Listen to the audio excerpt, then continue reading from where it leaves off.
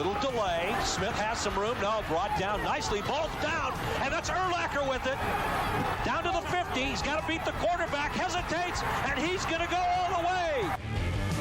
This is 365 Sports. Just outside the 35-yard line. Peterson, the freshman, cutting back. He's going to get there. First touchdown of his career, Adrian Peterson. 365 Sports is presented by IdealMRI.com. High-quality MRIs for $497 or less. IdealMRI.com. Your health is important, so is your budget. Barner is back deep again for the Ducks, and this is a beautiful punt.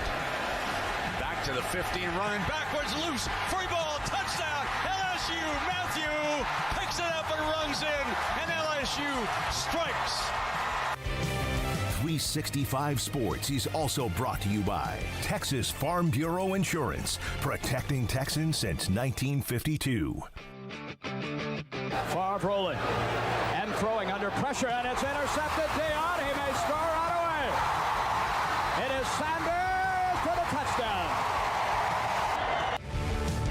365 Sports is turbocharged by Unite Private Networks. Find out more at uniteprivatenetworks.com. White guards up the middle. Head right in the open field. Head right to the house.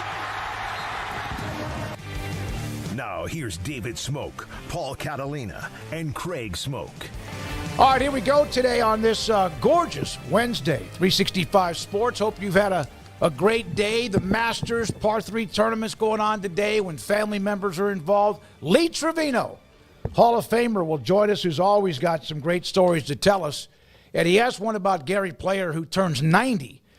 He did something for Gary Player. And we'll have Lee Trevino today with us at 4 o'clock. Lance Leipold, head coach at KU, joins us at 3:30. We'll also hear from Eric Galo on the NFL draft. Cory Coleman, Emery, was it Garrett you that asked for his email address? Yeah, I asked. And Emery put Trader123 at gmail.com, the former Baylor star. He'll join us today. Rob Bolton on the Masters, Paul's top five, and quite a bit more, including Virginia Tech schedule. Craig Smoak, how you doing, Craig? Doing good. Good to be here. Paul Catalina? I'm fine. I'm wrestling with a confusing issue right to start the show. That has nothing to do with anything. Then why are you worried about it? It just, I'm trying, you want to get something done and off your plate. I've been doing this for 45 minutes, and the fine people at Meta they've added a layer of security so that we can, put things on our Facebook page, which I know is less than popular now, but if people are going to be there, we're going to put stuff on it. They've asked for my password 700 times. Well, okay, then just drop it until we're after the show. I had a project I was trying to get done a little bit today and finally just said I can't get it done. I'll do it tonight. So Rob Wright III, former Baylor guard, has made the switch. He's now a part of the Big 12, but now part of BYU. There's a lot of speculation about what he was offered by BYU. There's a little bit of a catfight with some BYU fans and Baylor fans. Bottom line is every team is getting players from the portal and losing players to the portal. And Rob Wright, BYU is all in when it comes to basketball and football too. He now will be a part of the BYU Cougars. Yeah, it's a great pickup for them. They are really going for it. Look, they're paying a bunch of money to a lot of players. Of course, chief among them, A.J. DeMonza, which is reportedly in the $6-7 million range. And so if you're going to pay that much for one guy, you can't just pay for one. You kind of have to pay for them all to make it worthwhile. And they're getting a really good point guard who's on his way up for sure. But this is a huge bummer for Baylor. The way it was carried out was not the best.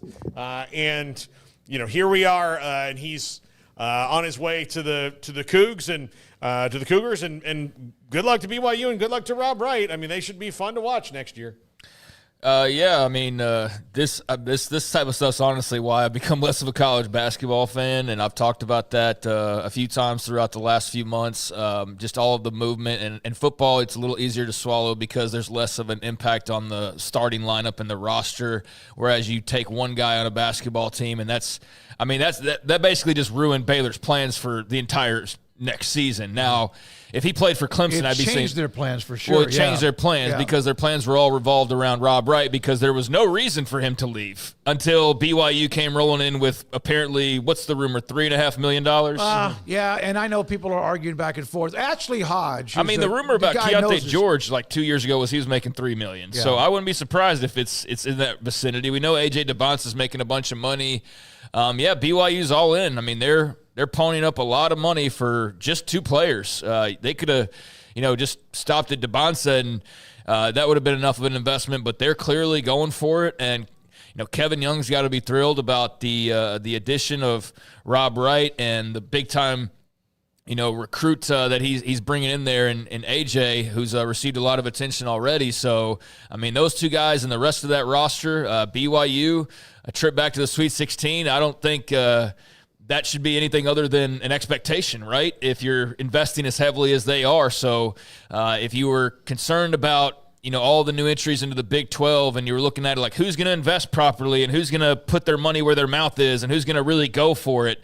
Well, there's a couple schools like UCF and Cincinnati where there's been little shots here and there from people who've just kind of said, hey, their facilities need to go up a little bit or they need to do a little bit more here. That's not the case with BYU. They're pushing all the chips in the middle, and they got a lot of chips. So, they're impressive right now, and it's equally frustrating, I know, for Baylor. But, look, they've ponied up and done the same thing with other prospects. They'll have to do it to fill out the rest of this team.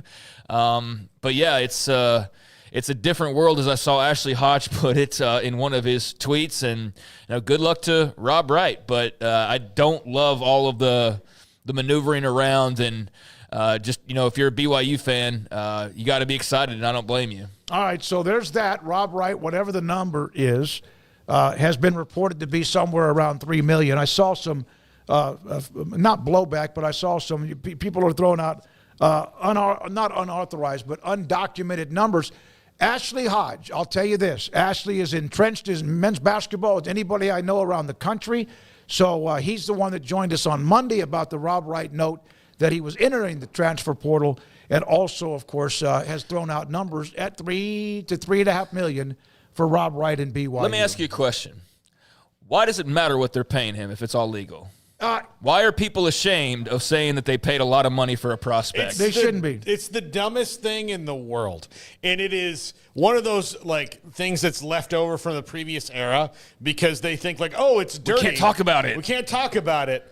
No, it's You could fine. say right now you paid him $10 million, and guess what? There's nothing wrong with that. No. There's nothing wrong with that. If he went from what was 1.5 and he's going to get 3 or 3.5 or 2.7, whatever it is, I don't care.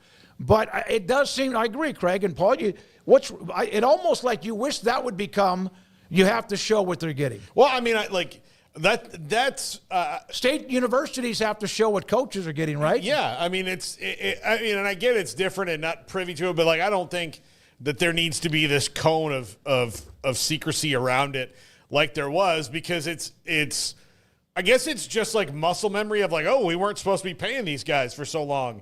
You're yeah, but I think we've all, for the most part, agreed that was dumb, especially every single judge that's ruled on this thinks it was dumb and illegal and you shouldn't have done it that way. And now we're it feels to me like maybe right after everybody found out the world was round and they still were hey, not everybody knows that. The world's round. Yeah. I just find that weird is it's a badge people of get honor, defensive man. about it, and they're like, well, it's not $4 million. It's well, what if it is? It doesn't matter if it's $4 million. Good. And then you're going to turn around and post a graph at the end of the year about how much money your athletic department made. And so why are we afraid to talk about money when all of a sudden it's the money that you're offering? I don't understand that. I guess it is part of just trying to break free from the old era where it was taboo, right? Like you're saying, to talk about money. It's you can't talk about the money. And so people need to realize, like, the masks are off now. You can talk about the money all you want to talk about the money, and there's no shame in that game.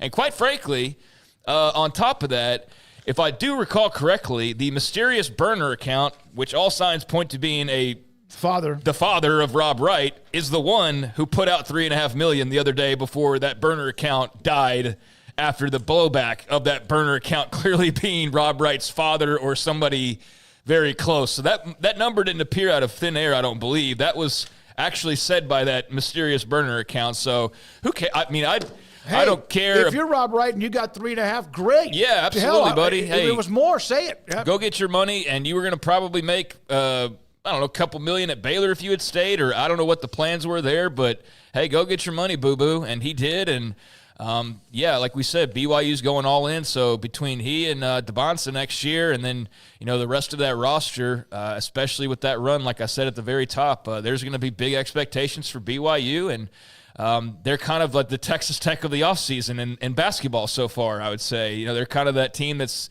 taking the pack and saying, hey, we're going after some talent, and we're going to get some talent. Hey, it's no different, really, the way we see now fans bickering or whatever the NIL is, than it was when players were making commitments.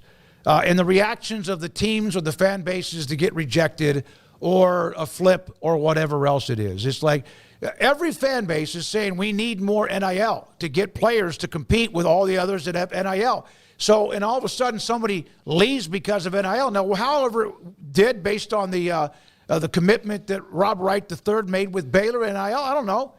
He did. What I think it might be? One other thing is like, well, we don't need him anymore, or man, we don't have. No, it's part of fans reacting to when maybe they don't get their way. I also, that's definitely like fans like want to poo-poo on a guy when he leaves, and I'm sure there's plenty of that going on. I've been anti-message board for a while now. I've just stayed away from my own sanity, and so I'm sure there's all that going on.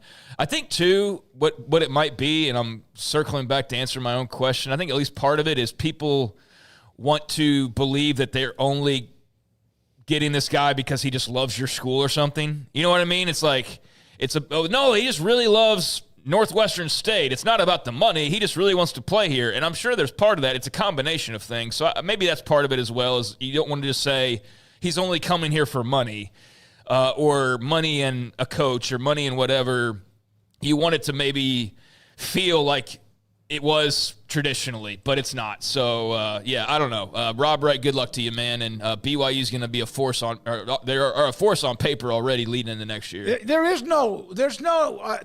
Maybe there are some athletes like they like the school or whatever. That loyalty thing, you want to be at a school because you like the school. Maybe that's true. I would think that's the low percentage these days because of what is out there and available. And JT Toppin, he was the Big 12 Player of the Year, entered the portal. Darian Williams, of course, is there. Nothing new on him yet, but the Big 12 Player of the Year is returning to Texas Tech for 25-23, for next season after a brilliant year at Tech in Lubbock this year.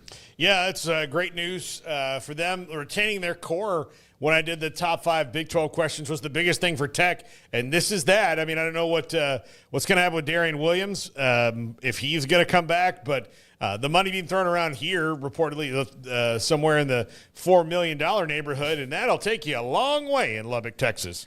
Boy, you'll be a landman there.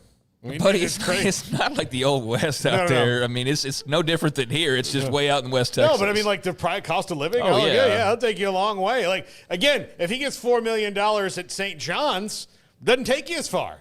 You get a nice two-bedroom apartment, in a good elevator building, but still. Yeah, I mean NYC or LA is a bit different, but I think $4 million is going to have you eating pretty wherever you are, pretty much anywhere. But in Lubbock, he can get a big, nice house if he wants to, and really, have his way with the world. But a tremendous return announcement for Tech. I don't know how dicey this really was in terms of his decision making.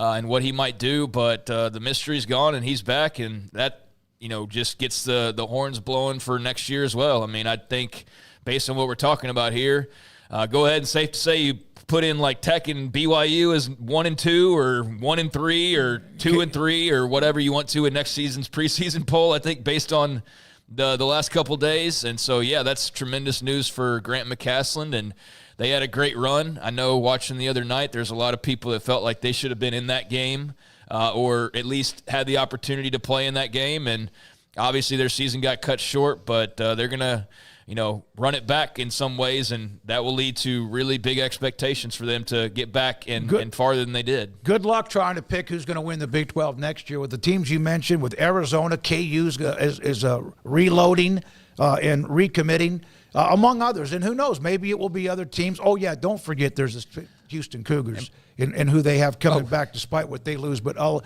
they just got, Pop Isaacs, who's been around. He committed to Houston, so he's now a part of the Kelvin Sampson basketball program. He's had a lot of different turns in his career, so that's another one that's being added to Houston and the Big 12. Yeah, I think plenty of people are probably familiar with him, and I did not mean to disrespect Houston and my very casual reeling off of next year's preseason rankings, but yeah, they'll be right there in the top 3, I would think, and have BYU and Texas Tech alongside them in some form or fashion. And various national reporters I saw put the $4 million figure out, and so what? Yeah. And it's not a surprise for a returning All-American and Conference Player of the Year when he accomplished that much. My question is, how are these poor schools going to make it work, guys, when they're paying $4 million to their one player returning who was an All-American last year, and then the rest of the roster? Like, just keep this in mind every time you hear the school officials talk about this isn't sustainable and we can't possibly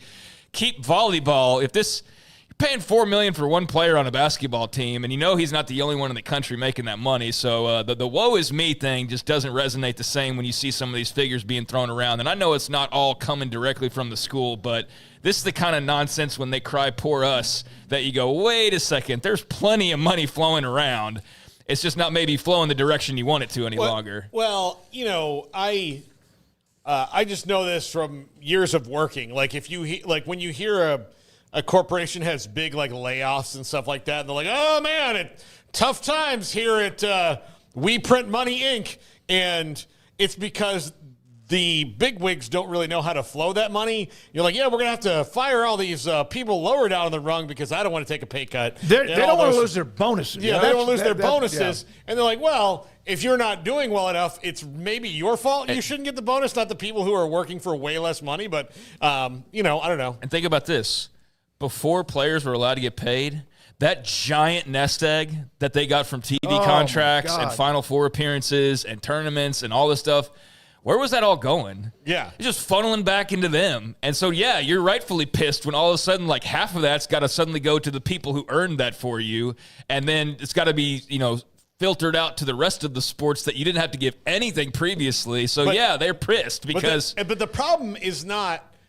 The problem's them. You should have, if you were a school, I'll just say, Greg Burns said, look, we don't have the kind of money that Texas has. Okay, that's true. But also, you have 25 years of the best TV deal possible without having to share it with one single athlete in a row. So where did that go? Yeah. Did you spend that on things that were valuable? Did you spend it on things that help you? Or are you looking back going, we wasted some of that money. Yeah. And, look, a ton of it went to old coaches you fired in a lot of these places. A lot of payouts. Yeah, a lot of payouts. A lot of money to guys that are no longer on it's almost like cap money at the NFL teams cut a player and they have dead money. Same thing was happening in college athletics. This is Stuart Mandel. Oh, my God, the Texas Tech fans are going to lose their minds here. I love it. Not that they'll lose their minds. We have some great viewers.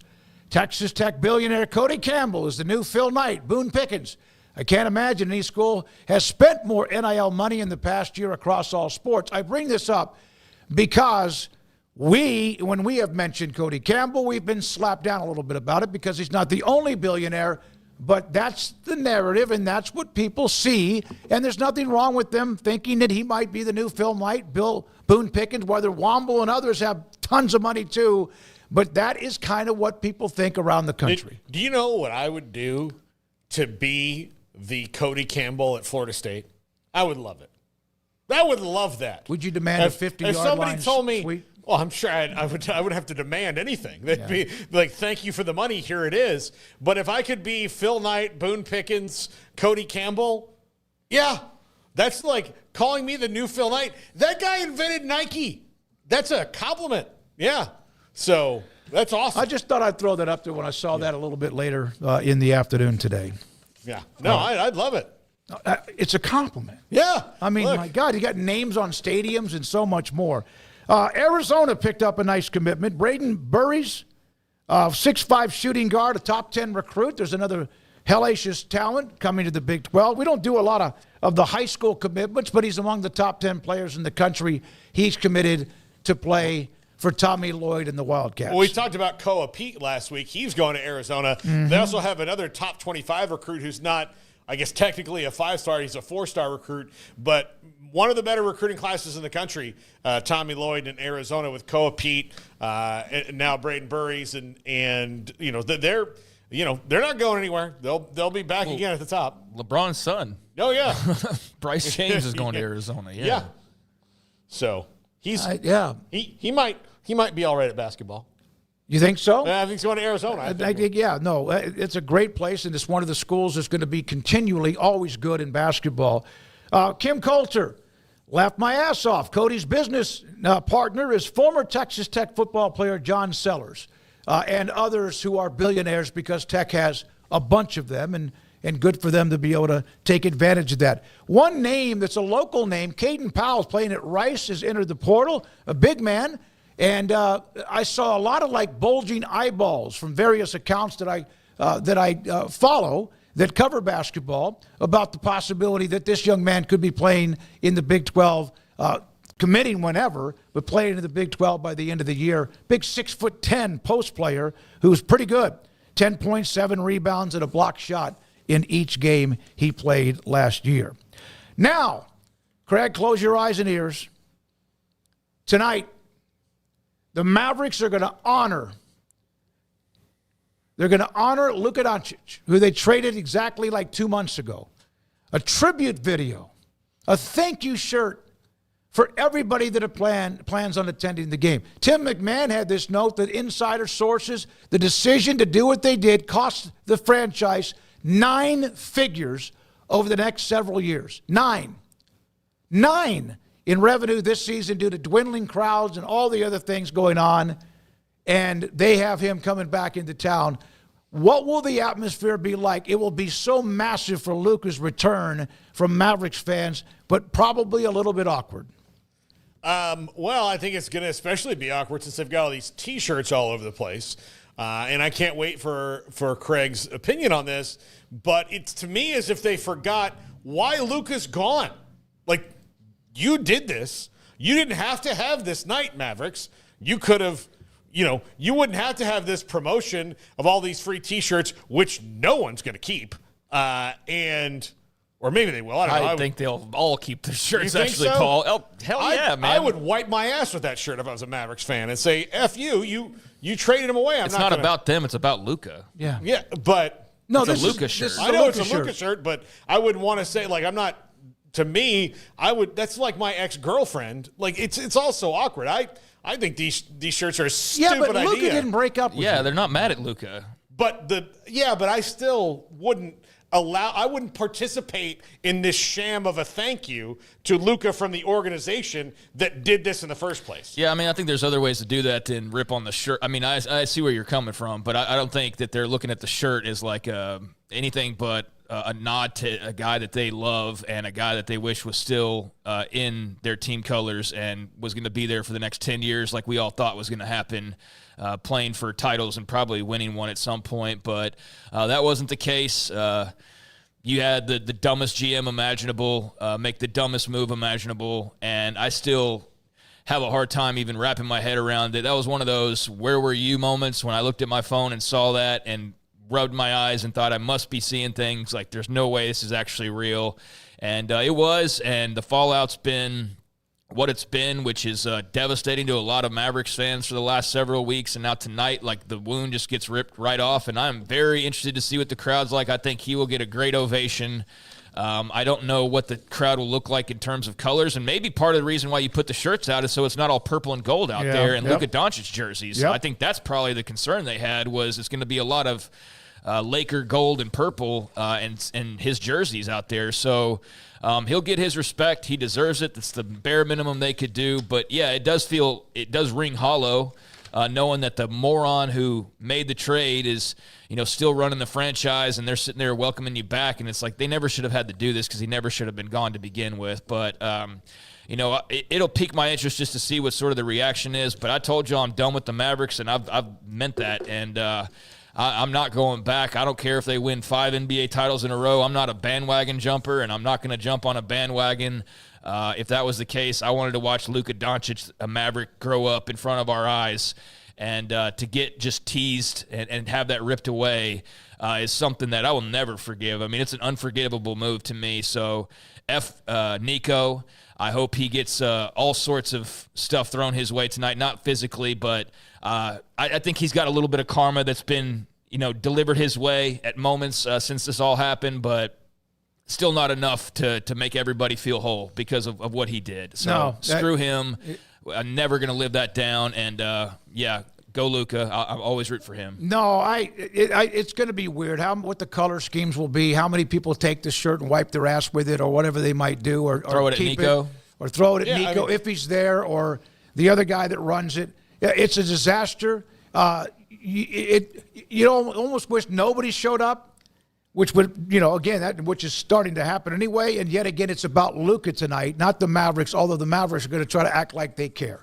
They haven't done one thing to show that they care. That was my thing about all this is like, it's an empty corporate gesture. Like, oh, yeah, no. But if you don't do it, though, then that's even worse. Yeah, it's like you didn't acknowledge the greatest player since Dirk, and that's what it turns into. Like, I think it's at least more genuine. Like, right. The two guys in charge of the organization, like the top two, Patrick Dumont and Nico Harrison, told Luka what they thought about him.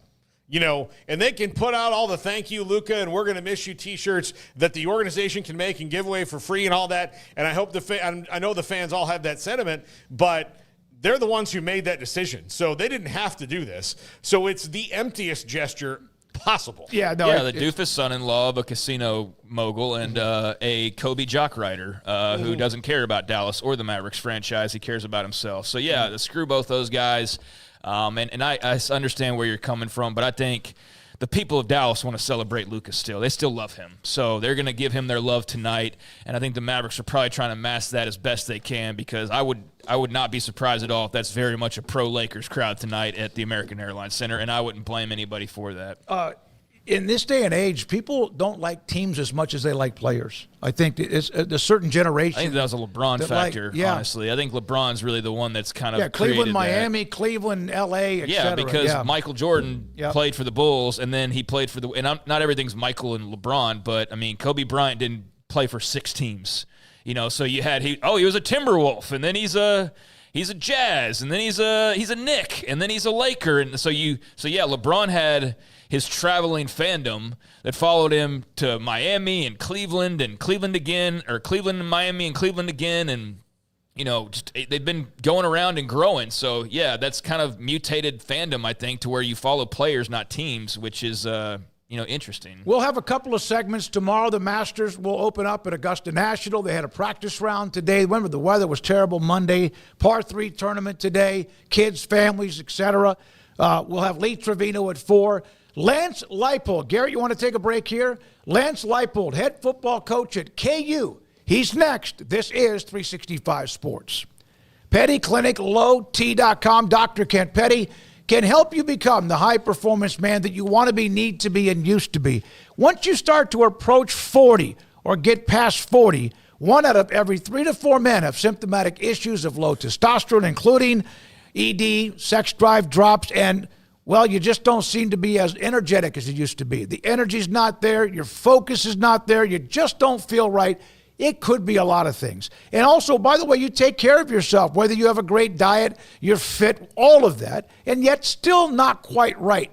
Could be your testosterone level. So Dr. Kent Petty and his staff will help you find out if that at least is one of the problems or the problem. Contact them, Petty Clinic, LowT.com. They'll set you up to get your blood work. They'll take care of the appointment, get the result of your testosterone, get in touch with you, and if it's too low, give you an option to get your testosterone boosted. And then you could become the high-performance man that you want to be, need to be, used to be at pettycliniclowt.com. Start something new sales event at Allen Samuels in Waco. Get the new 2025 Jeep Compass for just $25,995 or the 2025 Dodge Hornet GT for only $28,995. Save 20% on the 2024 Jeep Gladiators for 2.9% for 72 months. And the Jeep Wagoneer Series 2 gets $11,000 in discounts plus 3.9% for 72 months. Only at Allen Samuels in Waco. Come by. Let's be friends. I'll never get used to this.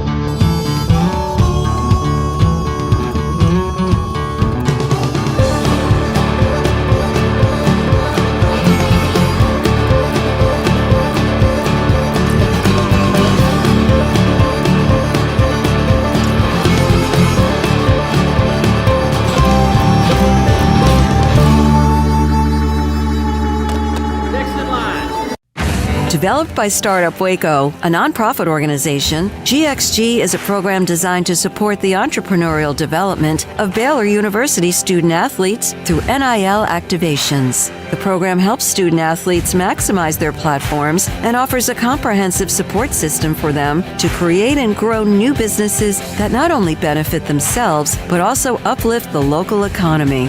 Fans who wish to support student athletes can donate to GXG via the GXG NIL Fund, BaylorBears.com/GXG. Contributions to support NIL activations through GXG can be made at BaylorBears.com/GXG.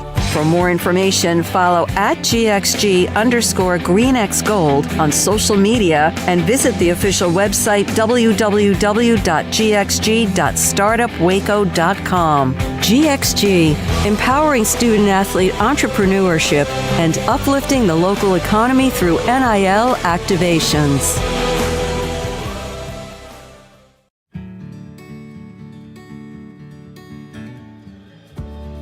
Whatever it is you wrangle, whatever seeds you sow,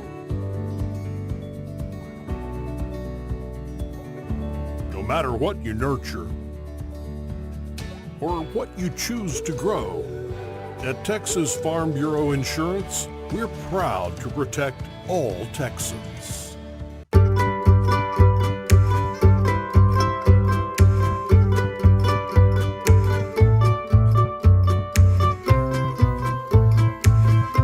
Pleasant. It's different than any other dentist office. I really feel like they care. And it's not that you're here for 2 hours waiting on someone to take care of you. It's quick and easy, and I bring my kids, and my kids love being here too. They really love the treasure box. Staff is really nice and accommodating, real friendly. You feel more like home. It's not sterile looking. Everybody has their own personalized rooms with decorations and decor, and they'll even have a blanket for you when it's cold. I've recommended people to actually come here, and they are patients now. I really love it here. It feels like family.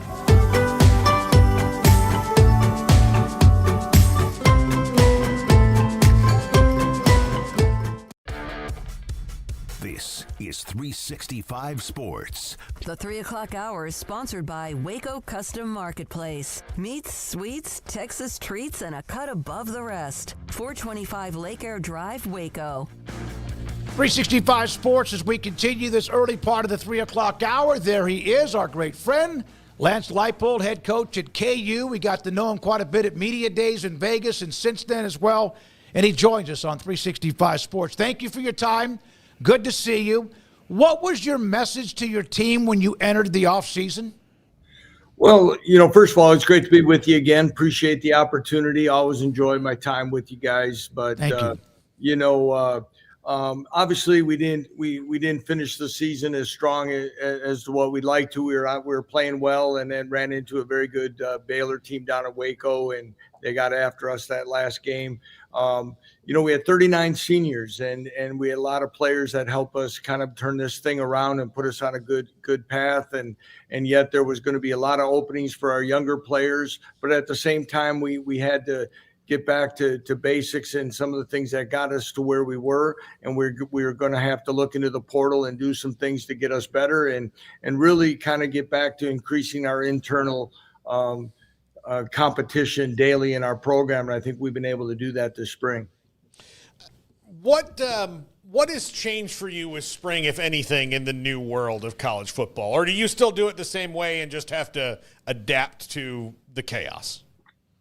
Well, I'd like to say for the most part, guys, that we're trying to do it the way we have been doing it. We're a high rep team when it comes to what we try to do. We keep guys moving all the time on the field. We want to, try to get our younger guys as many reps as we can. But all in all, though, you got to look at the numbers available to you, the healthier football team. I think always you're still walking that line of making sure that you can retain your roster and do those things. So, but I don't think at this point, I think maybe a year from now, depending on what happens here in the near future about our roster limits, as that looks to be maybe on a slight adjustment or pause, that if we can keep our numbers up at a better rate, we can continue to move as we have in the past. I saw the other day where you commented on kind of the topic of the spring, which was the crossover possibilities that it really started with Dion and Fran Brown, discussing that publicly. And you pointed out that there are some downsides to it in your mind, or at least some things that need to be looked at. For those that maybe didn't catch those comments, can you explain why you like the idea or maybe in favor, but why there's also some things that you had some questions about in terms of crossover spring scrimmages and the like? Well, I think when we've had these kind of talks in the past, I think one of the things you talk about across the country, if somebody's going to do it, more than likely we're all going to follow in some way, shape, or form. I think that one of the concerns a few years back that I heard coaches talk about is, let's face it, every year there's coaches that have very important years for their team to be successful in order to remain at that school and to keep the staff there. Sometimes depending on who you would schedule and how that's viewed by your fans and boosters, then all of a sudden you get more into the competitive mode of having a good showing and showing your fan base that you're doing things in the right way, you're trending in the right direction, and you really might lose sight of what the purpose of it is, and that's for continued practice and evaluation and development. And I think that could be a factor. Though we continue to work in many different ways of what's happening in the future of rev share, there's still you see it continually. Athletic departments have to reevaluate in many parts about budgets and things like that. And for us, I don't know if it's going to be profitable for across the board for a lot of us to do that, and what's the limitations on travel and things like that. Because now, guys, if you're going to visit, if you're the road team in this, and I think right now we got 100 players going. We travel with a travel squad of 70 right now. Now all of a sudden you're taking 30 more guys, and if you're going to do multiple days and stays, and I know one thing that came out of COVID is that hotels and motels make sure that they're recouping money in their food and things like that, because it's amazing what you have to pay to feed your football team on the road these days. Coach, is the transfer portal more giveth or taketh away? For the Kansas Jayhawks? Well, I mean, yes, in your opinion, for what you've experienced. Well, right now, guys, we've probably been in a good spot of roster retaining. A national writer let us know after the first portal window of this year that over the last 2 years, we've had the fewest scholarship players enter the portal at the Power 4 level. So right now, retention's been good to us. And like I said earlier, we had 39 seniors, including some walk-ons, leave our program. But I know there's programs that get decimated off of this sometimes. I do think there's, we saw in the college football playoff, we saw it in the Big 12 conference, a school like Arizona State and what everybody thought they were going to be preseason and what kind of year they had and how far they went. You look at Indiana, there's probably some other schools. You can get yourself in a pretty competitive spot here quicker than ever through the portal. I do think there's some good benefits to it. I do think there's good with rev share. I just think we need to get a few more parameters in this that we can continue to retain rosters and develop players. What I haven't heard a story yet, so maybe I'd be criticized for saying it, but what's going to be the year when you're going to hear about a team that wasn't able to replace certain players and there's a huge deficit at a position that really puts them at a huge detriment, maybe in the line or defensive line, things like that. I just hope that we can continue on the path that's created the competitive balance that we see today. You mentioned you lost 39 seniors and you had I guess 22 come in the portal. And your strategy is often with portal guys, you want veteran guys, don't you? If you're gonna come in, you kind of want them to be starting or close to starting, right? You're not much in the potential on that. Well, we're looking for the best fit all the time. I think the most of the time that our philosophy is, we want to be able to recruit high school student athletes to be developed within the program, and where there's gaps in our I guess our roster board, our scholarship board, by class or where we feel we need to get an improvement, then we're going to look for that more experienced player. I would imagine that that's probably a consistent thought across the country. Maybe I'm wrong, but I would say this though, in those guys that you mentioned, we did take a few guys that became available that we feel are a little bit more on the developmental side and are probably going to trend towards a redshirt year in our program, but we feel they're going to be fine additions, and we decided to take them. So, but again, I look at it this way, guys, and I don't know how you all feel, but why does a guy leave school? What's happened, it's usually over playing time or something. So if he's not looking to come into a situation where a position's stockpiled, so you're trying to bring in guys to create competition.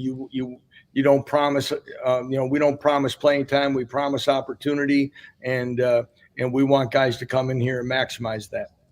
You are introducing some new coordinators, made some changes this offseason. And is there an exact science to kind of just the evolution of a coaching staff and introducing new people and kind of, bringing them in? Are you hands off? Like, just kind of how do you operate in terms of spring ball and kind of, seeing the chemistry and how it all works together? I think for us, for me, it's been big on trust and knowing the individual and watch what he's going to do and having the conversation. Now, both our coordinators were on the staff last year, were internal promotions. Offensively, Jim Zabrowski was our co-offensive coordinator. He's been our quarterback coach. He actually was the first offensive coordinator I ever hired as a head coach at Wisconsin Whitewater. He then moved on with Jerry Kill to Northern Illinois and Minnesota, rejoined us in Buffalo, and has been with me now for, what are we on, about eight, nine consecutive years already. So Jim called our bowl game after Andy Kolnicki left a year ago when we played in the Guaranteed Rate Bowl against UNLV. Did a great job. We were very explosive in that game. And Jim knows what I expect and what we're going through. And then we were able to bring Matt Lubick back into the staff, who'd been an analyst for us and really was a great contributor behind the scenes in our early years. So, very, very comfortable with where that went, and obviously working with DK McDonald had just joined us a year ago from the Philadelphia Eagles. He spent quite a bit of time with Matt Campbell at Iowa State and Toledo. It was very apparent to me that DK, he's had opportunities to interview for coordinator jobs. His demeanor, his approach, his attention to detail, all those things were highly impressive. When Brian Borland has decided retire. Brian and I had been together for 18 years. And I probably wouldn't be in this chair if it wasn't for Brian, and he decided to hang it up and spend more time with his family. So I'm very excited about what they bring and the subtle changes as we go through it. But I try to give a coaching latitude within the framework of the baseline of expectations of our program, and insert my comments when needed. Lance, you're wrapping up spring this week. I believe you have your 14th and 15th practices.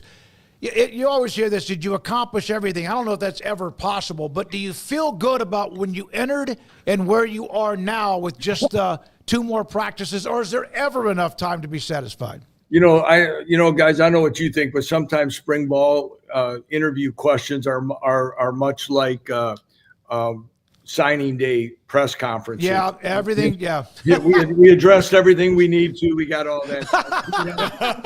I love it. And I just made that up as you were asking the question. But I'll say this is, you mentioned the new guys. We also had 6 early enrollees. Mm-hmm. So it was a lot of newness, and you mentioned the coordinators. So I am extremely pleased and probably surprisingly, I think we're ahead in some of the aspects that I thought about instilling really what we expect, how we go about it, our effort level, our strength. Now, do we got a lot to work on yet before we open up with Fresno State in week 0? Yes, we do. But I think we got a little clearer picture on where we're going, what we have to do. Jalen Daniels has not participated in team activities as far as any stuff. He's on the field more and more now for us. So we've got a lot to catch up on in fall camp once again. But I do like what we've been able to accomplish, and we need to maximize these last 2 practices.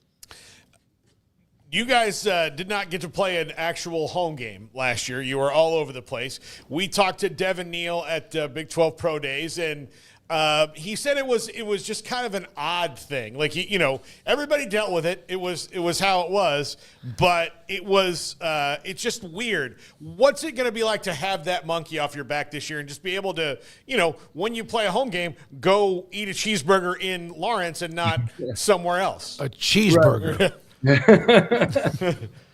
Well, we might have to go to cheeseburgers after I mentioned those hotel prices. Right? You don't really know what it's distracting when you're in the middle of it, I guess. So, as we went through last year, I will not use it as an excuse for any outcomes last year. Our players never used it. It was, I think, Devin's such a perceptive young man. It was just different. And to think it might have had some effect, I probably didn't. Our players were so resilient in what we were doing. I didn't have guys in my office complaining and doing that. But when I really looked at a lot of the displacement of things that we did, our grass practice field on campus is something we have to bust to. So playing on grass, all our home games, we tried to practice on grass a lot more. Just a lot of small logistical things probably broke some of our rhythm and continuity, especially with such an experienced team. And to be back here and have this new stadium underway and another phase yet to go, I think is going to truly be exciting when we've just been able to move into our new team meeting room. We've got a new walkthrough room and some other things. And every little piece that gets finished that our guys get a chance to see and use every day, our guys get more excited about the opportunity.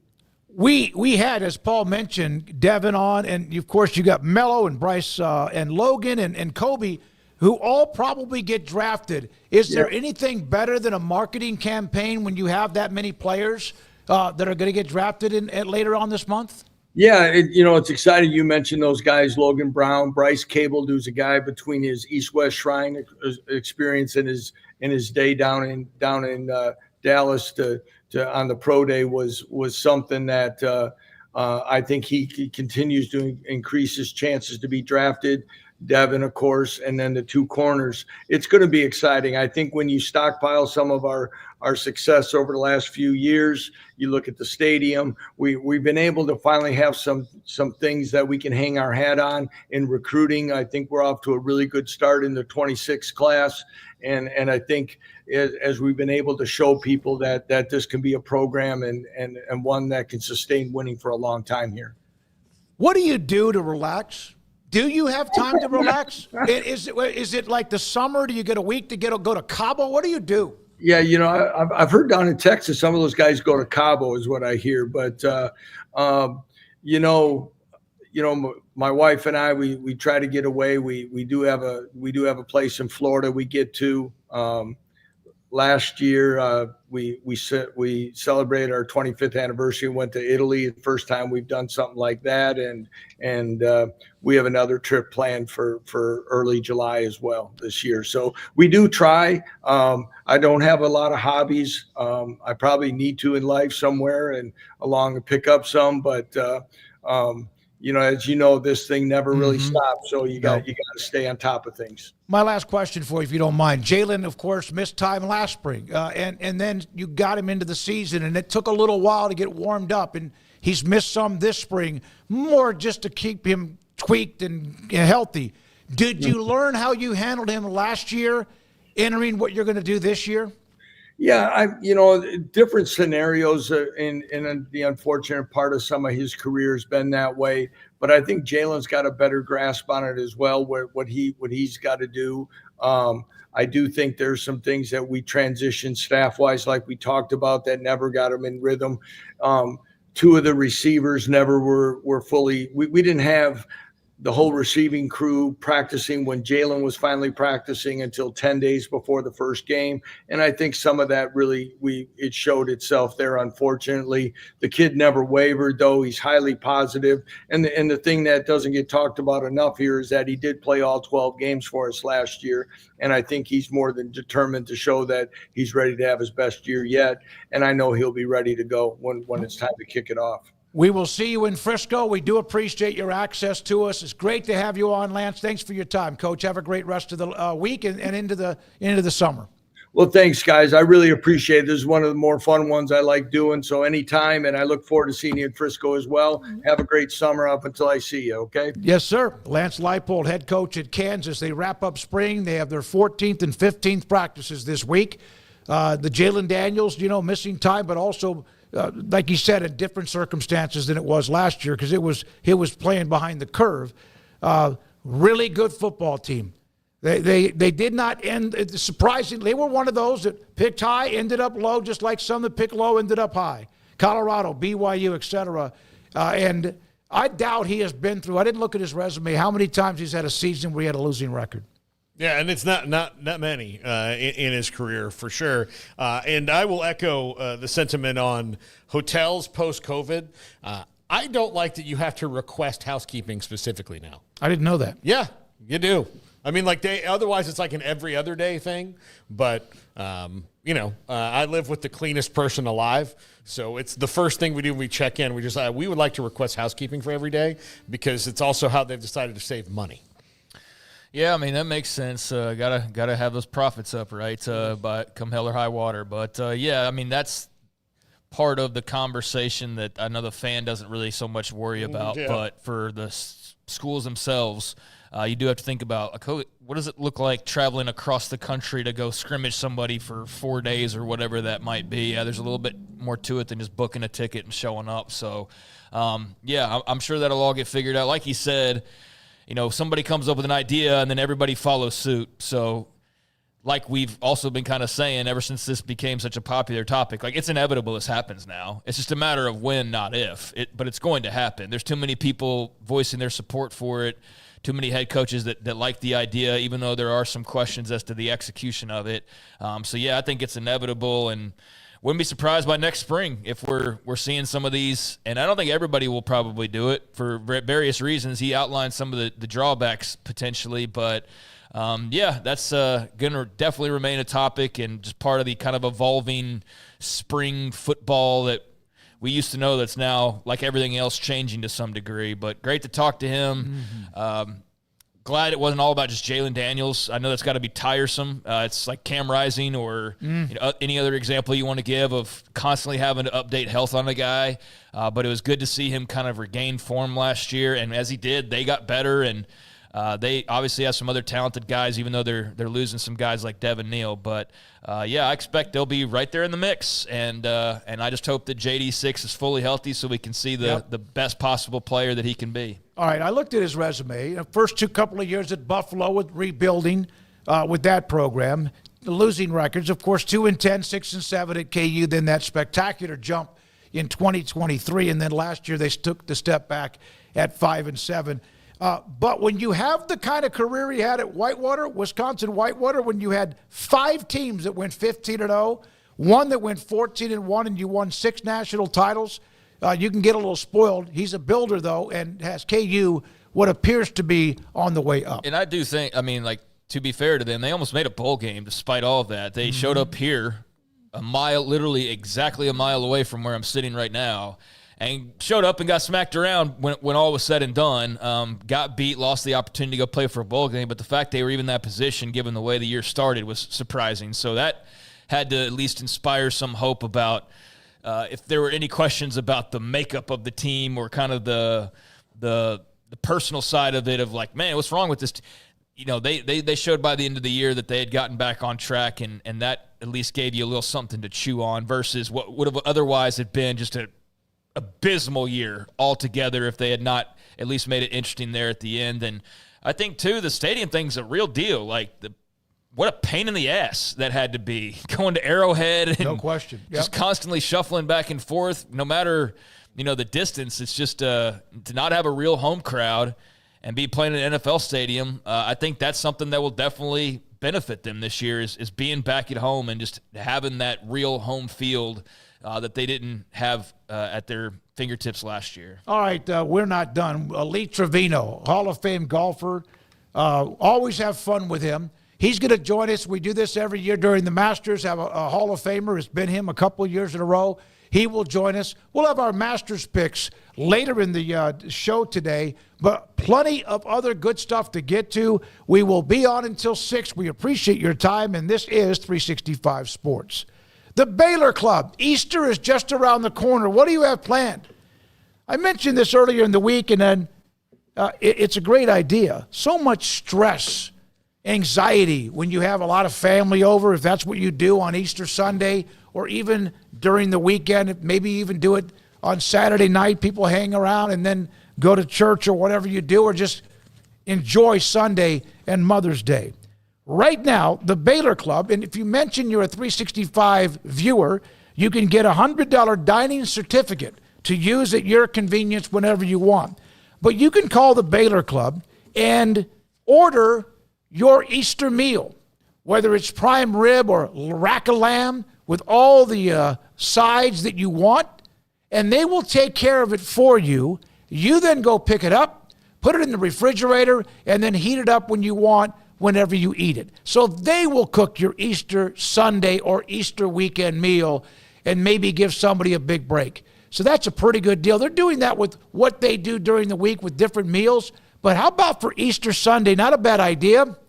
If you're in the Waco area, and I know a lot of you watch us from throughout the country. It's the Baylor Club. Mike Mosel, the general manager, inside McLean Stadium off I-35 in Waco. Let Camille Johnson Realtors guide you seamlessly through the process of buying your dream home or selling your current one. Commercial, farm and ranch, or residential, Camille Johnson Realtors can smoothly and successfully lead you through any transaction. With a team of 28 experienced agents who are excited about serving you, Camille Johnson Realtors services the entire greater Waco area. If you're in the market to buy or sell, contact Camille Johnson Realtors, 104 Midway Center in Woodway, or find them online at www.camillejohnson.com. Camille Johnson Realtors, elegant, charming, warm, welcome home. Pizza, burgers, and Bears football. There's no place around Waco that serves them all other than Bubba's 33. Come show your green and gold and enjoy some of Waco's best food and beverages while watching your favorite team, the Bears. When real Bears fans get hungry, Bubba's 33 is the #1 spot for ice-cold drinks, hand-stretched, stone-baked pizzas, and bacon-infused burgers. Join us for indoor or patio dining. Bubba's 33, Waco's restaurant and proud supporter of Baylor Bears football. Sick 'em, Bears. Don's Humidor, your home with a 48-foot walk-in humidor with the elite cigar brands from around the world, including the #1 cigar of the year, Aging Room Cuatro Nicaragua. Plus, they have the great brands like Macanudo and Artur Fuente, Rocky Patel, Aston, and so much more. CBD, great for sore muscles, aches and pains, sleep, Vita Dreams, and anxiety, mild depression, general health and wellness. Their staff very knowledgeable on the subject. Don's Humidor in the Townwest Shopping Center off Valley Mills in Waco. Ready to take your business to the next level? Carrion Solutions has got you covered. We deliver world-class IT consulting, including Quest On Demand and Migration Manager, M365 and Exchange migrations, Active Directory assessments, security hardening, and Windows Server upgrades. Our experts specialize in consulting, monitoring, support, and managed IT services. We promise vision, professionalism, and unbeatable value. Satisfaction guaranteed. If you're not happy, we make it right. Remember the name Carrion Solutions. For more info, email sales@carrionsolutions.com or visit carrionsolutions.com. That's CARRION solutions.com. Carrion Solutions IT success guaranteed. At Ideal MRI, we feel blessed to be part of the Waco community. We're a small family business here in Central Texas. At times like this, the cost of healthcare has never been more important. And unfortunately, significant illnesses and injuries still occur. And that's why Ideal MRI is open and here to serve you through this difficult time. So if you need an MRI, ask your doctor about Ideal MRI. You can schedule online in minutes at idealmri.com or call 833-IDEAL-MRI.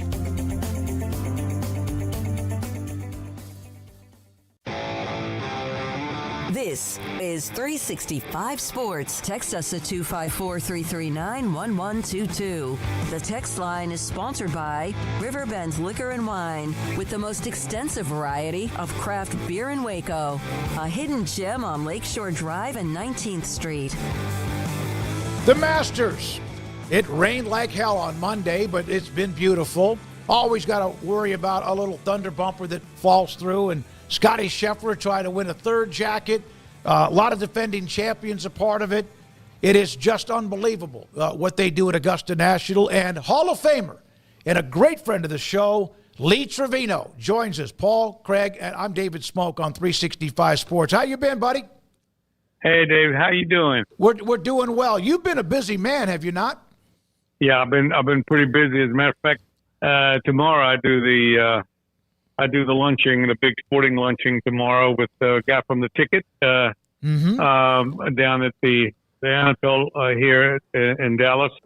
So we have a big luncheon tomorrow. But then I just got back from Boca Raton, and then I've been all over the place. And I've got about 3 more travels I've got to do. I won't be finished until about June 10th.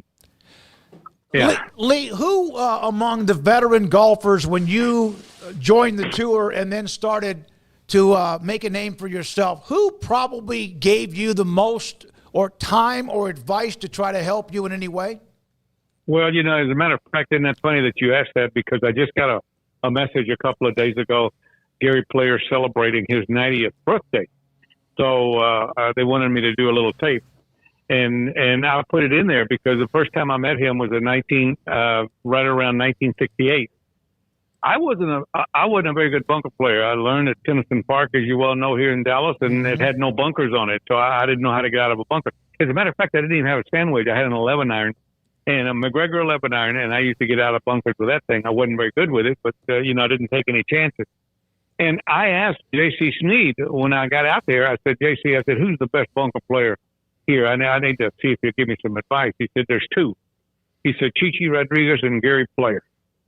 And I ran into Gary Player, and he was gracious enough to spend some time with me in the bunker. And I became a pretty damn good bunker player, and hadn't lost that touch either since then. But he was very good at it. I mean, one of the best I've ever seen. I mean, it's just unbelievable. But we did a tape. I can't go through the tape, but I did about a 3-minute rendition. I mean, it was funny as hell. It was funny. Yeah. So, Gary Player's 90 now, yeah, right? he just said he's turning 90. Yeah, he's at 90.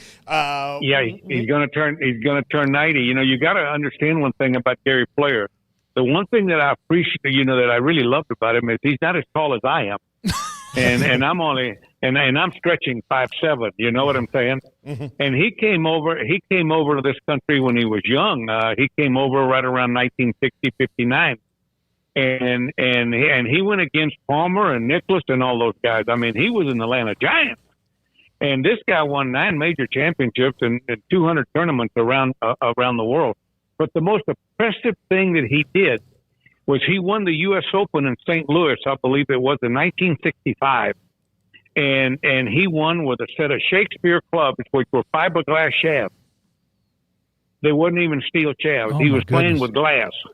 And he won that tournament, and he won $25,000. And he gave the money to the USGA for the junior program. Now, that's unbelievable. Yeah. Yeah, that's giving back to the game. No question about it. You've done that quite a bit with everything you've done. Oh, yeah, sure. What would your body be like if you swung as hard as Bryson DeChambeau?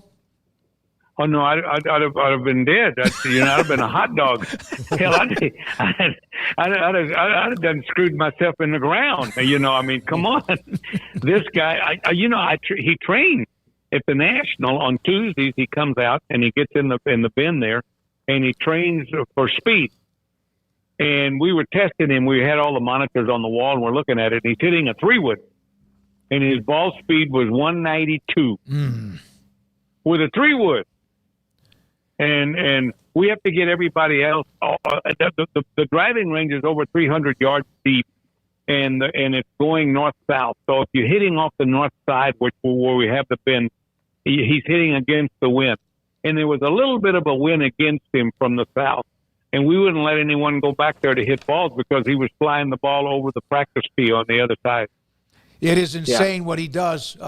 There are trees down, as you know, Lee, at Augusta National. Some of them, for example, on the dog leg left on number 10, where it was intimidating. Even on 3, which is a short par 4, that some guys, the way it is now, they could just blow it up there, but they were worried about going off to the right. But there's some trees down. How much does that affect perhaps this weekend? Listen, you can talk about trees down. They had 200 people there the next day after that hurricane. Yeah. And they not only did they put those trees back, they added. That's been the big knock with Augusta all these years. It's gorgeous. It's a hell of a tournament. And what makes it so beautiful is the flowers and the gallery, because the gallery is the one that gives you the definition of the hole. If you go there when the gallery's not there and there's no flowers, it's not really that pretty. You understand? Because it's wide open. Like 18 and 9. It's just a big pasture is all it is. There's no trees. Once you hit the tee ball on 18, there's no more trees to the right or the left or behind. And once you hit the tee shot on 9, there's no more trees on the left or the right or behind. So it's kind of an open area. You see what I'm saying? Yes, sir. And when the gallery's not there to define the fairways, and it just looks like a green field with 2 sticks sticking up in the air, for the flag. But what it does, what this tournament has more than anything, is it's got a tremendous amount of tradition. I mean, the first tournament was in 1934, and the club was being built in 1932, and they've had this thing forever and ever and ever. And I don't think there's ever I don't know of any other golf tournament that's ever had the prestige and the viewing and that this particular tournament has. The only tournament that they'll have more viewing audience than this tournament this week is the Ryder Cup. Oh yeah. The Ryder Cup has more viewing audience than anybody, than any tournament. But Augusta, Augusta will be shown in every country in the world. Yeah, it's unbelievable, and they've done a hell of a job with it. It's a beautiful spot. Yeah. The United States dominated, and we know the history of the Ryder Cup. Lee, you saw it. Yeah. You know it. And it's just, and then, of course, European golf, when Seve came in and brought a toughness and others. Yeah. Do you think is it something you have to lose before you appreciate it more if you've dominated it, like USA in basketball at the Olympic Games? Is it something, do you feel like they're getting that back? Well, I'll tell you what the problem is. In my opinion, this is just my opinion only, and a lot of people don't know this, and I'll explain it to you. The Ryder Cup doesn't belong to the tour. The Ryder Cup belongs to the PGA. And the PGA bars 12 players to play for them. The money goes to them, PGA, not the tour. And where this agreement came from was when they split in 1969. I was in on those meetings. And the tour wanted to go on their own, and the PGA owned the tour at the time. They wanted to go on their own. And how we made this deal is we made an agreement that if the tour could go on their own, if they would give us 12 of their best players every 2 years. No one knows this. It's not been printed and it's not been explained. So all the revenue and everything goes to the PGA of America, not the tour. And now they're bucking a little bit. And the first time they wanted 100,000, and then they want 200,000. And now they want a little bit more. And we told them we'd give them a little bit more if they gave it to charity. And I don't know where they're at with that now, but when we played, we spent most of our expenses we spent out of our own pocket. That's how proud we were to be a team. Golf is not a team sport.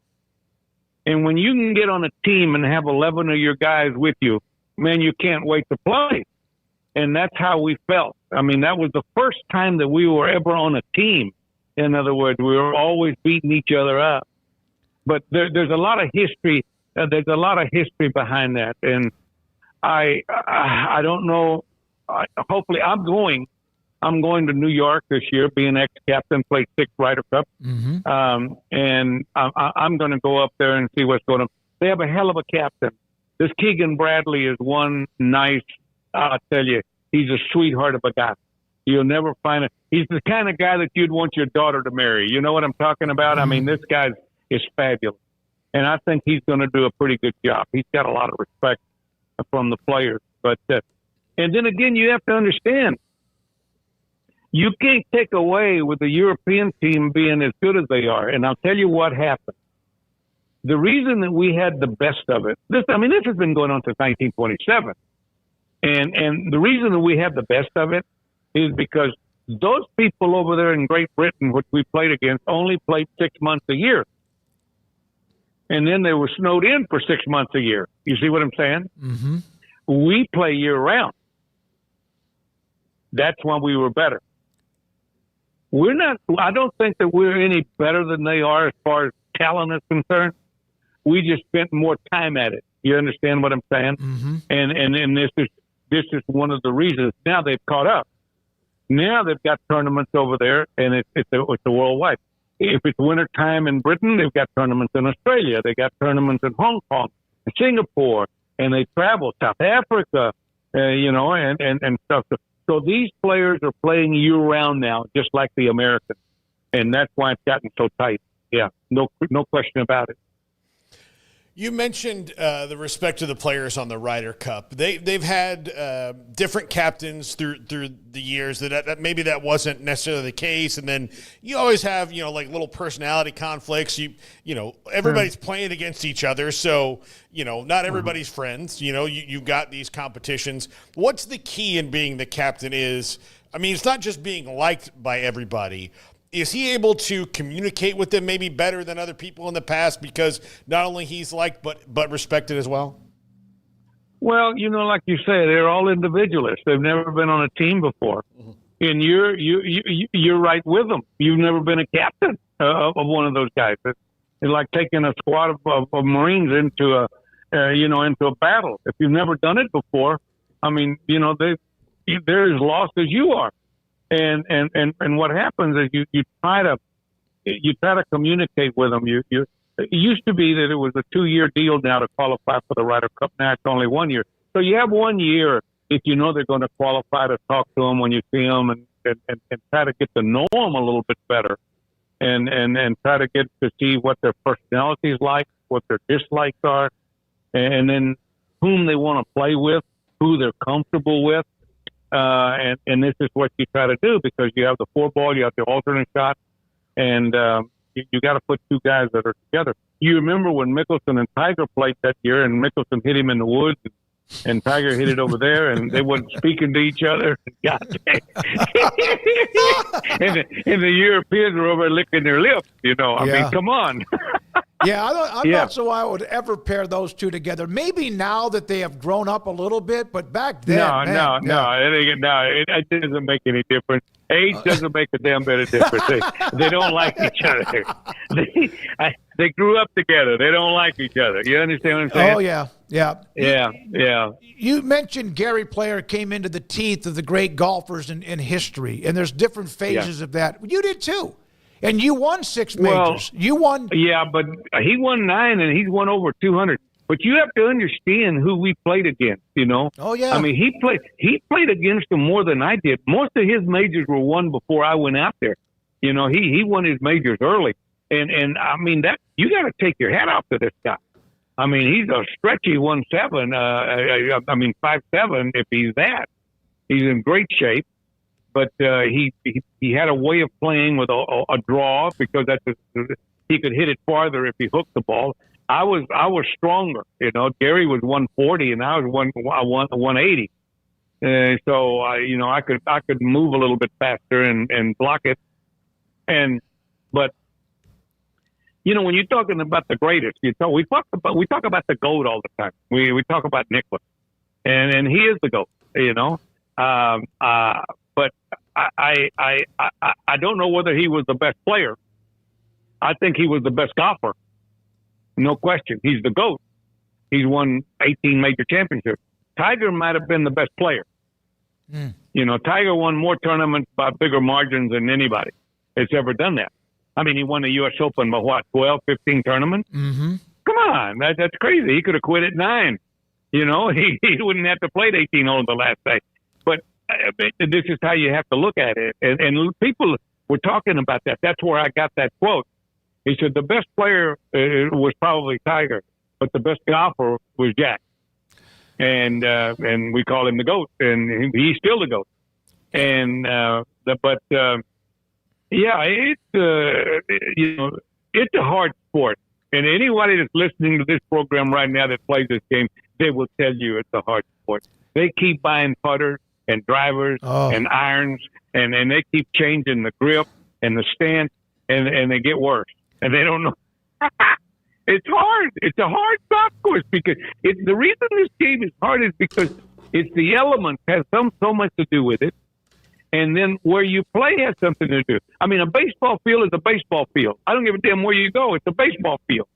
A football field's a football field. Mm-hmm. Tennis court. You're number 1 in tennis. If you play a hard court and you're number 1 in tennis and hard court, you'll be number 1 for 15 years. But if you play golf, every course that you go to is different. Some holes are short, go to the right, different grasses. Is it raining? You go out early in the morning. Oh, it's a beautiful day. No, I'm going this afternoon. Oh, it's pouring rain this afternoon. But I played this morning. I shot 66, and you're out there soaking yourself, shooting 78 because you caught the wrong side of the tee. In other words, the time. Yep. No, this is the most frustrating game there is. This is why when you finish, we have 144 players that go that tour every year. There's in my heyday, at the end of the year, if 10 guys made a profit, you were lucky. Yeah. 10 players. You were lucky. Oh, yeah. Yeah. There's no money. You have to pay your own way. You got to travel. You got to pay a caddy. You got to buy your own clothes back then. You have to drive your own car or fly. You had to pay your own way. I mean, to play golf today on the professional tour, it would take, if you have a family, a couple of kids and a wife, and you travel, and you have a caddy, he will cost you between $5,000 and $10,000 a week. Just and to there's get no there. guarantee you're going to win anything. Yeah, and that's you got to make the cut. There are now some that they're automatic and they pay you no matter what. Paul, you have another question for Lee? Yeah, Lee. You mentioned how challenging the game is and hard. You are a person that because of the way you are, I don't get that you've ever been intimidated by anything or anyone. But was it intimidating? Have you ever felt like, holy cow, this is a lot? This game wasn't hard for me. I learned this game overnight. It was the easiest thing I've ever seen because I loved it. But you have to understand where I came from. I came off of a cotton farm. And let me tell you something. If you think golf was hard after you come off of a cotton farm, are you crazy? This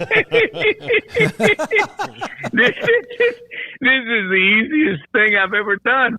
In other words, this is like opening up the Fort Knox and letting me take all the gold I want out of there. Yep. I mean, I couldn't wait to get up in the morning just to go make the money, because I knew that I was that good, and I practiced and I practiced and I practiced, and I outworked everybody. Mr. Hogan did the same thing. That's what Mr. Hogan did. Mr. Hogan, I played golf with him. He didn't have a secret. He outworked everybody. That's all he did. He just moved more dirt than anybody else, and then he got paid for it. I did the same thing. I just worked day and night. I mean, I would find a driving range at night and then go hit balls till 11 o'clock when I was playing on tour. I might hit putts till 2 a.m. on the carpet. I did it day in, day out, day in. I've traveled the world numerous times. I've never seen anything but the hotel, the airport, and the golf course. And I've never seen anything else. Yeah, and then back to the airport. Lee, you grew up and you didn't have much money at all, and you'd go caddy. Money? We didn't even know what the hell that was. What money? So were putts early on when you would get into a group and no one they got to learn about you pretty quickly? A 4-foot putt for $1 or a putt to win a tournament, did that help you later on? Oh yeah, no question. I was a fast gun. Until 1965, nobody knew nothing about me. 1965, 1966, I worked at a driving range in Dallas. You heard the story. That's when the gamblers brought Raymond Floyd to El Paso to play me. Mm-hmm. Raymond had won a tournament, and I was hired by a guy to go out there and play. And I beat another pro pretty bad. And then I came back home, and then all of a sudden, all the old bookmakers from Dallas found out that they had a lot of money out in El Paso betting against me, and they knew me from Dallas, and they didn't think I was that good. So they went out there and talked to this guy and asked him if they brought a player out there, would they bet on me? And the guy says, yeah, bring him on. I don't care who you bring. And the guy said, well, we want to bring Raymond Floyd. He said, bring him on. Well, the guy didn't even know who the hell Raymond Floyd was. He had no clue. But he had so much confidence in me. And we played 3 days. We played 3 matches, and I won the first 2, and he won the last. Wow. I was kind of a fast gun. Yeah, half gun with travel, and I just play against guys and stuff. I mean, the best player in Dallas at the time was a guy named Dick Martin. He played at Tennyson Park all the time. Probably some of the old timers that are listening to your program knew who he was, and they always were trying to. They always said, we know you're good, but you hadn't played the little man yet. You haven't played the little man yet. Mm. And then the little man and I got tied in one day, and he quit on 14. Yeah, I knocked him out on 14. Damn. Yeah. And I got a feeling you probably let him know it too, or were you a silent assassin? But you're a talker now. I mean, how did that work? Oh no, I was a talker then. I said that's okay. I said we still got 4 holes to go. We can double up. No, he said I had no. I mean, what are we going to do? Walk in from 14? What the hell? We might as well bet another 4 holes. and you have to understand that people will take that, but you have to understand that you don't have any pressure. Yeah. Oh, yeah. Because all you can do is break even. Yep. He's the one with the pressure. Man. Yeah. I'm telling you. Yeah, he's the one with the smoke. Yeah.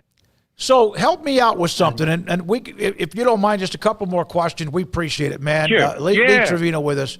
So you mentioned the grip, the stance, the swing. Golf is such a mental game. You still have to do all that, but I'm always worried about my grip, where the ball is in my stance. Can you ever get that out of your head? No, because that's the first thing you look at when you get down there. Yeah, what you got to do is what you got to do is try things. What happens to people when they go to the driving range is they go to the driving range every day and they never change anything, and they think that they're going to be everything. All of a sudden, the genie is going to hit them with a stick, and I got it now. You got what? You don't own it. Mm-hmm. See, if you play golf, you got to own it, and if you own it, you won't forget it. And the only way you can own it is nobody can show it to you. You have to learn it. You have to dig it out. But I watch people every day at Preston Trails, and they go down to the driving range and they swing at them, and they swing at the ball, and they swing at the ball. And they're hitting grounders, and they're going dead left, and they're going dead right. And I don't see them change anything. I don't see them change the position of the hand. The hand's high, the hand's low, the ball's back. Mm-hmm. You're going outside the line a little bit. What are you doing? Where's the weight distribution? Is the weight on the right? Is it on the left? Are you open? Are you closed? There's so many things that you have to do and people don't know it. I can take a golfer and in 10 minutes show him more than he's ever thought that he knew. And then I want him to do it on his own because he owns it. You have to feel it and you have to know. I do it every day.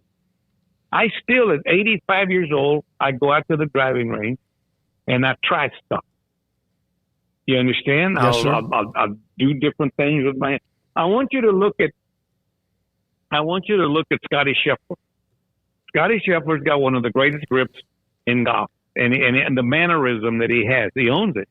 Watch how he holds the club up in the air when he grips it. He holds it in the air. He looks at the club face, and he looks at the club face to make sure it's square, and he puts his hand on it. He's got an interlocking grip, and he puts his hands on there. And then he comes down and puts it behind the ball, and he never moves his hand. Most people are milking that grip like they're milking a cow. You understand? They keep moving their fingers. No. Once that club is at the top, and you bring it down and put it behind the ball, you have to maintain that pressure that you have with both hands, and you don't milk them, because every time you milk them, that hand is going to go down underneath. It's going to go low. It's going to go underneath. It's going to go underneath, and you can't do that. He's got the Palmer. He's got the Arnold Palmer Ben Hogan grip is what he has, where his right hand is weak on the club. He can see almost two knuckles on his right hand when he looks down at his grip. Mm. If you look down at your grip and you can only see, you don't see any knuckles on your right hand, you can't play. You can't play unless you're a blocker. Yeah, I was a blocker. You couldn't see knuckles on my hand, but I knew I was a blocker. I owned it. You know who plays like that, like I do? Watch him, Berger. The guy named Berger. Yep. He plays like that. And so the right hand has to be weak. The first thing that's going to happen to you if your hand's been underneath where you can't see a knuckle is the first thing's going to happen to you if you turn your right hand on top, you're going to see two knuckles, is the ball's going to go to the right. It's not going to slide. It's going to be pushed to the right. Mm. You understand? Yes, sir. So now your job is to keep that grip and then rotate the right hand before you hit the ball, and keep doing it until you straighten it out. And I guarantee you'll end up putting 15 yards on your ball. Yeah. How much do you charge, Lee, for in-person lessons? I think you just gave us a free lesson, no question. No, somebody would be calling me. Would be calling. I do that all the time down there. I do it to my members down at Preston Trails, and they'll be just killing it. They kill it, but you see, they don't own it. So they hit two balls, you turn around, you look back, and they're back to their old habit again. See, that's what happens. Nobody changes anything. They do the same thing. It's just like taking a lesson. Yeah. The worst thing you can do is take a lesson and then go play. Because as soon as the guy's beating you out of $5, you're going to go back to their old way. What's comfortable? Yeah. Yes, sir. Yes, sir. Yeah. Two or three quick questions, and you can answer them as quickly as you want, of course. Rory, you win majors in spurts. Some won it over time, like Jack and Tiger, among others. But it seemed like Jordan Spieth won a couple early, Rory's. But it seemed like they win in spurts. What is keeping him from winning at Augusta? Because he had that big lead one day in the back nine, he fell apart. Well, he wasn't really playing that well when he came down, when he fell apart. But he's playing really well now. And he will be dangerous there.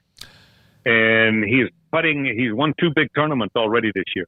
Yes, he has. His putting is really come around.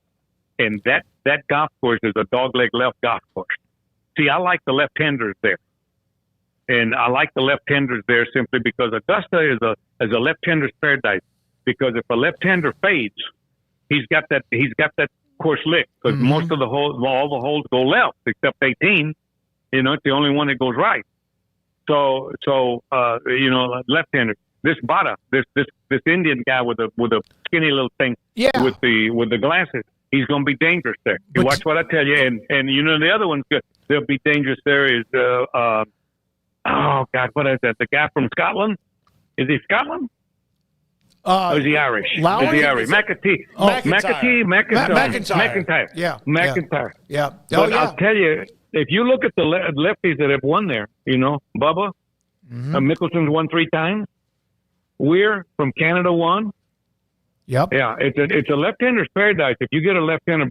But Rory's putting better than Rory was having problems with his putting because he was pushing the handle forward. You can't push the putter forward from where it starts. If your putter starts at your belt buckle and the top of your putter's on your belt buckle, when you hit that ball, that top of that putter's got to go back towards your right pocket. In other words, you hinge it. You understand what I'm saying? Yes, sir. If that top of your putter is on your belt buckle and you shove it forward before you hit the ball almost to your left pocket, you're going to open the blade. You're not going to make any putts. See, and that's what Rory's conquered. I've watched him, and I watched him there at the TPC, and he's putting 100% better. Yeah. Is live golf good for golf? Anything is good for golf. I think the problem that we were vulnerable, as you well know, on our tour. I think that Norma knew about it. Mickelson had mentioned it before he went over there. Because here's the problem. If Liv hadn't come along, the tour would still be the same way, right? Now think about this: who owns it? The Saudis. Who owns the tour? The players do, don't they? No, hell no. The players don't own it. Oh. What do you mean? If you leave there, what, you think they're going to give you some money when you leave? No, okay. You don't own anything. But you think about it. It was a nonprofit, and who owns it? And the only way they're combating the Saudis is they got the investors. You remember they put up $1.5 billion, and they got the investors. Here's the problem with Liv. Because we've matched them. Listen, they're playing for what? $4 million they win. They're playing for whatever, $20 million or whatever. TPC was $25 million this year. Yes, it was. You see, so now we've gotten to the point where we tell them, come on. So now they what did they offer? I heard that they offered $1.5 billion. The tour turned them down. Here's the problem. The problem, I think, the whole problem is I think I'm not the brightest star in the sky, but I actually personally, and I haven't talked to anybody about this, but my feeling is that they're going to go white, and I'll tell you why. It's simply because they're going to have to get some new talent. They got the same players. And most of those players that are on there can't play, as you well know. You look at the bottom part, and they got no talent. Nobody's coming. Nobody's coming because these guys are playing for just as much money, and they get to go to the Masters, and they get to go to the U.S. Open, and they get it's much better for them now. It's much better for them over here on this tour. I don't think it'll go anywhere because you got to recruit some players. Yeah, there's no farm system Yep. Well, and they set the precedent. Yeah. They set the precedent. If a good player goes over there, he's going to want $300 million. Mm-hmm. You understand? They tried to re-sign Bryson, and Bryson, and I think he outpriced him. In other words, I heard that he didn't sign because he asked for, I don't know, a bunch or whatever. Here's the other thing. The hard thing's going to be is I think what the whole hiccup is at the moment, in my opinion, is that how do you get those players back on this tour? In other words, if they make a deal, they're going to want their players to come and play the regular tour. Okay, that's not fair to our players because they bypassed all that bonus money. They stayed on this tour, and they didn't take all those millions and millions of dollars that they were offered. They stayed here, and so now how do you get them back in? If it was me and I was the commissioner, I'd say I'm going to let one guy back in. I'll let one guy back in, and the others are going to have to go to the Corn Ferry if they want to get back in here. And you can't keep them from going to the Corn Ferry. But I would immediately take one and bring him, and that'd be Bryson. Yeah, Bryson will move the needle for you. Yeah, you see what I'm saying? The way people look at him now, his image is transformed dramatically. Huge favorite of the crowd at the Open, the U.S. Open. Yeah. Yes. He's like a John Daly, grip it and rip it. Absolutely. And so you have to understand that he's the only one that I would give a free ride to. I would say I'll take Bryson and let him come back right now, and I think the players would welcome him. Yeah, no question about it, because he helped them. He moves the needle. Yeah. So, that would mean Brooks and Rahm you wouldn't give a free ride to, right? No. They can't. I don't. For the exception of their golf, they can't move the needle. I'm talking about moving the needle by interacting with the people and the media and all that stuff. You see what I'm saying? Yeah, he's like Mark McGwire in the age of the home run, the ball being juiced. I'm not saying he is, but people would go watch it. People love the long ball. Yeah. Oh, yeah. Lee, last question. Freddie Couples or Ernie Els? Who had the better, smoothest swing? Oh, no, Freddie Couples. He's starting to get a tummy, though. Yeah, and his swing hasn't changed a bit. I was watching him hit balls today at Augusta, and that guy is smooth as butter. Boy. Oh, it is. It's sick. And I'll tell you, that's another guy. That's your daughter. No, you don't want you wouldn't want your daughter dating him because he never wanted to get he wanted to stay single all those years. But he is a sweetheart. He's one of my best buddies. We kind of hooked up together when he first came out here. But he's got that big he owns that swing. He aims way left and hits right. You ever notice that? He aims left, hits right. He hits a high fade and he hits it a long way. Hot knife and butter, no question. He's a sweetheart. He is absolutely a sweetheart. Everybody loves him to death. Yeah, nicest guy. Lee, you're the best, man, and I know you're busy. Giving us this time is great. Love having you on. Good luck with all the stuff you have in front of you. All right. God bless you guys. Thank you. Bye-bye. The great Lee Trevino.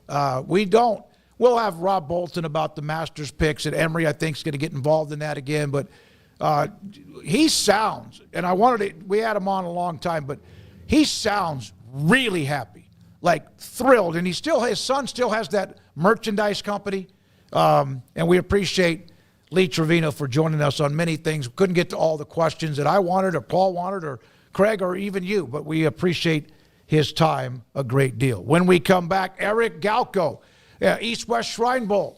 He is, of course, the guy that runs that, but he has been following all of what's happening between now and the draft here in a couple of weeks or so. He is next, and this is 365 Sports. What a week it's been at Waco Regional Tennis and Fitness on Lakeshore Drive in Waco. Some 500 people in town to watch the TAPS State Championship. Tennis players everywhere from throughout the state of Texas. And, of course, with what Waco Regional Tennis and Fitness has is a tennis academy feel.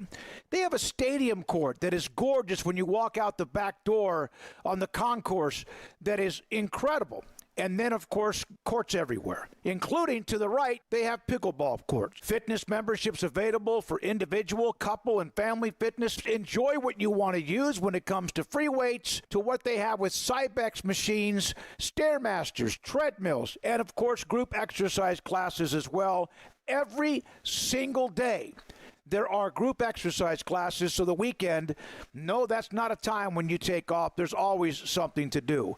Waco Regional Tennis and Fitness, whether it's personal training, group fitness classes, or top-rated tennis courts and pros. You can come check out the classes, the weight training facilities, meet top-rated fitness staff. They offer a 7-day free trial to new and local guests to see what they have to offer. Waco Regional Tennis and Fitness, begin your journey today. Be ready and fit for the summer at Lakeshore Drive in Waco. Alan Samuels House of Travel is a full-service travel agency with highly experienced travel consultants plus support staff with over a combined 150 years in the travel business. They are ready to take care of any travel situation for you, your family, and your business, and with the kind of knowledge to complete a seamless itinerary trip start to finish. They will search for the best deal to accommodate your budget from air to cars, ship to shore, hotel, and even meeting space. Name a destination and they've been there. They know the places to go, and international and missionary travel is one of their unique specialties. Alan Samuels House of Travel, celebrating 50 years in business. Call Connie, Sherry, Linda, or Bambi at 254-776-2560 or find them on Facebook or at houseoftravelwaco.com.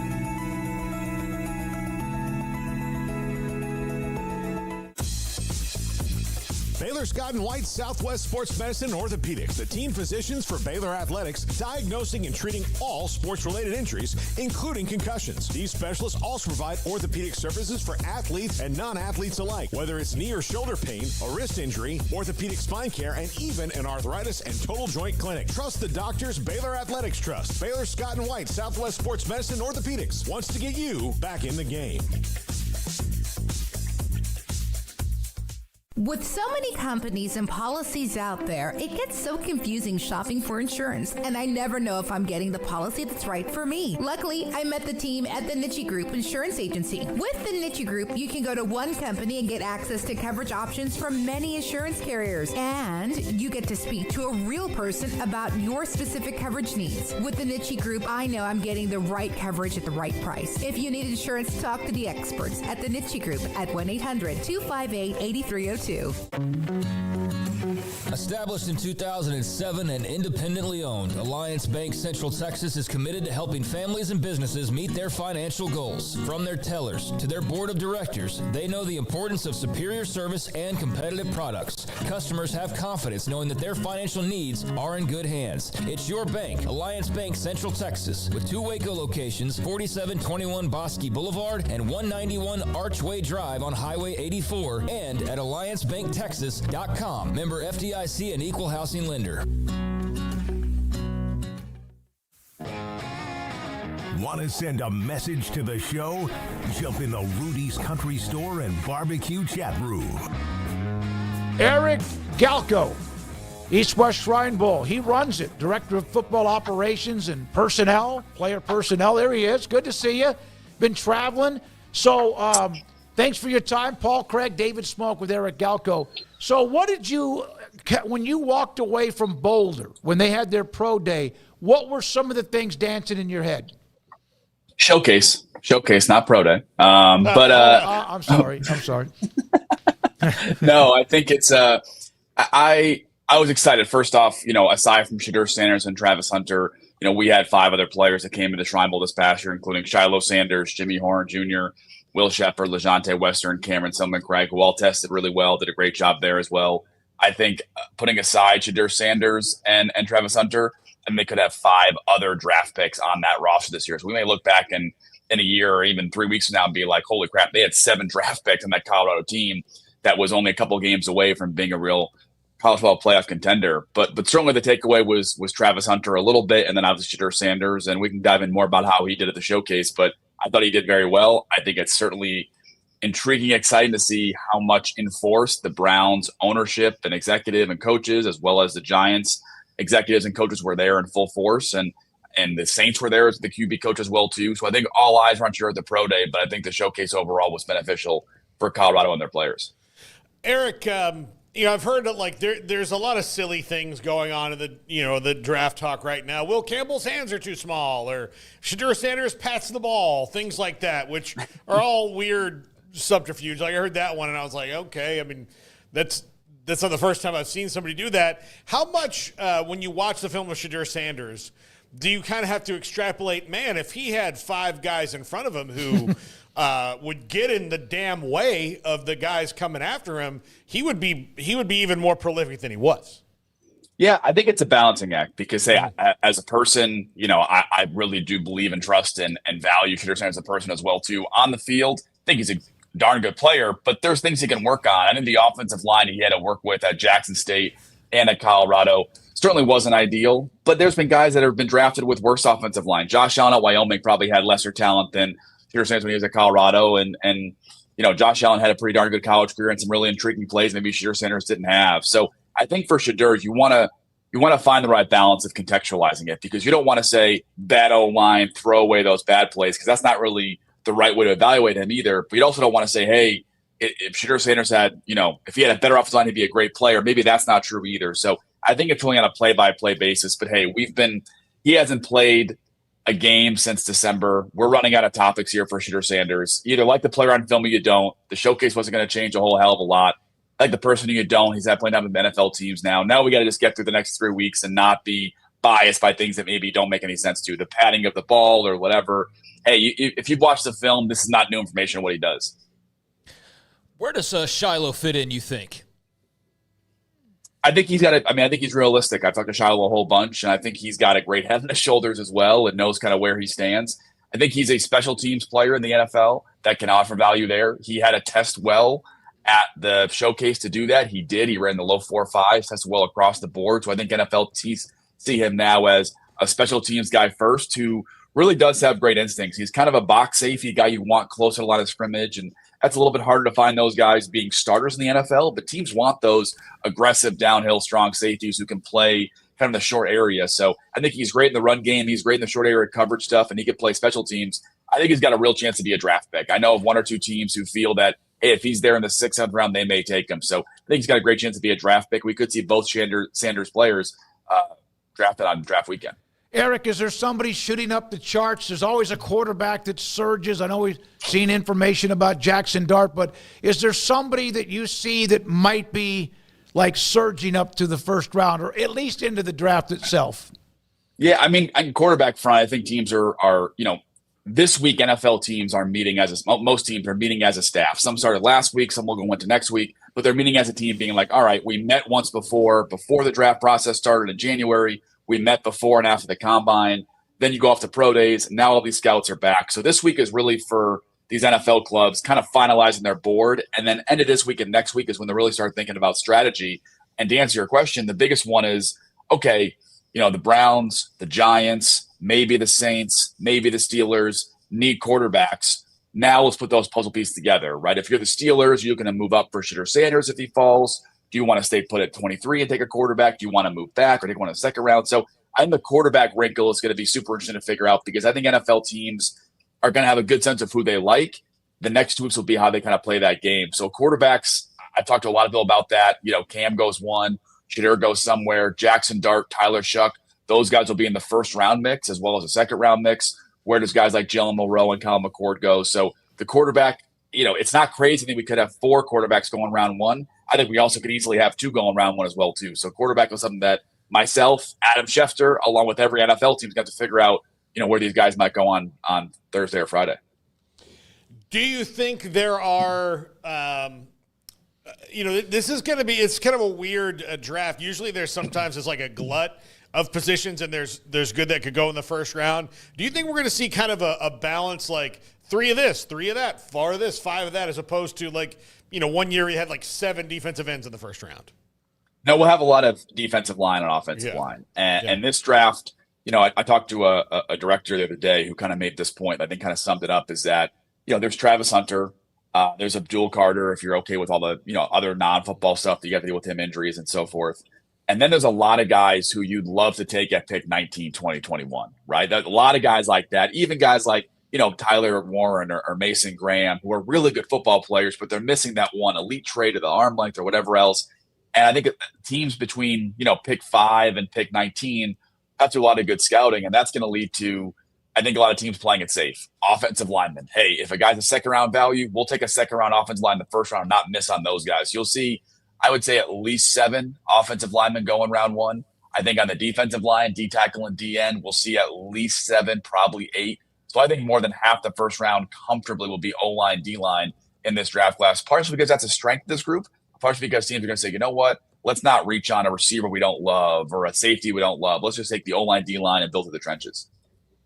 What do you think about the tight end position? Obviously, Loveland, Tyler Warren, Harold Fannin, Mason Taylor. We've seen a lot about those guys, but I guess what you think about the elite group, and then what is behind the elite group as well.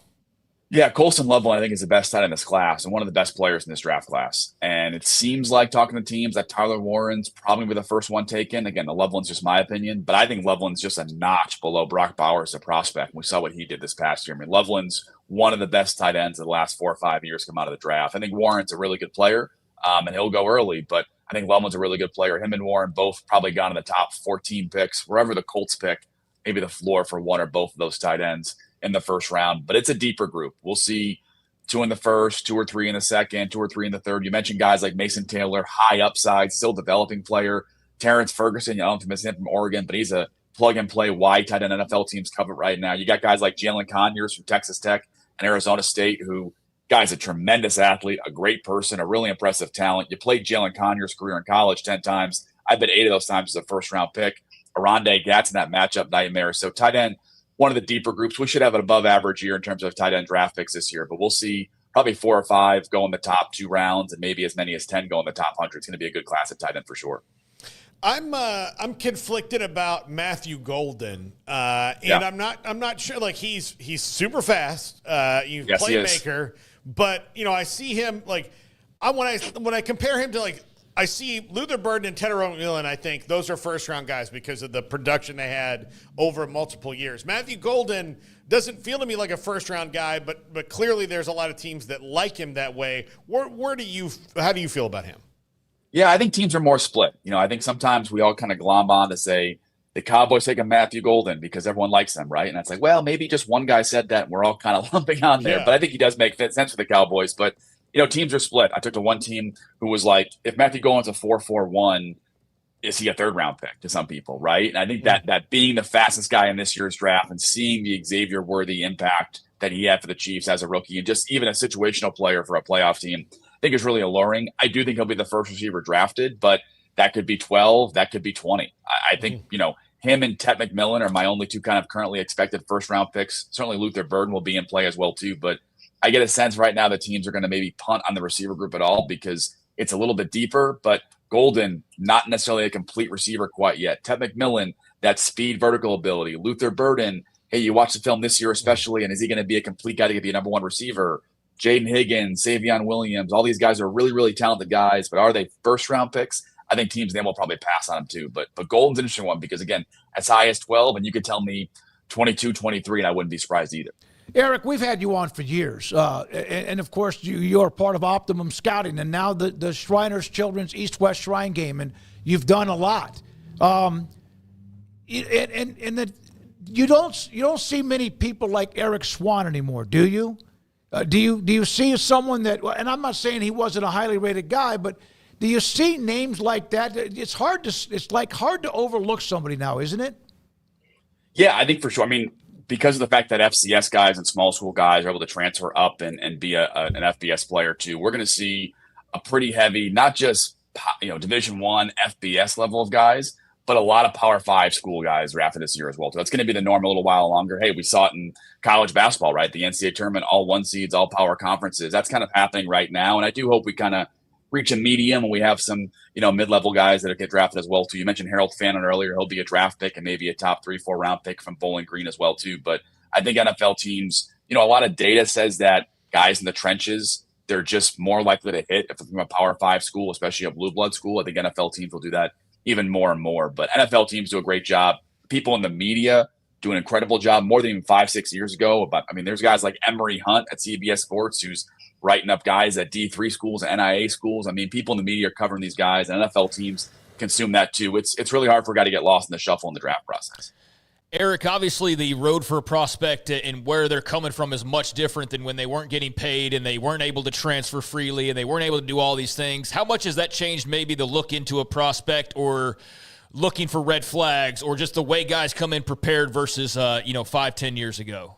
Yeah, it's a great question, man. I see a lot of it, especially in this job, because at the Shrine Bowl, I talk to these guys. I'll talk to guys for next year's draft next week. I got about 5 or 6 players I'm talking to that are in next year's class already. And a couple of things. One, I get to know these guys. And just the last couple of years, that's become a real possibility.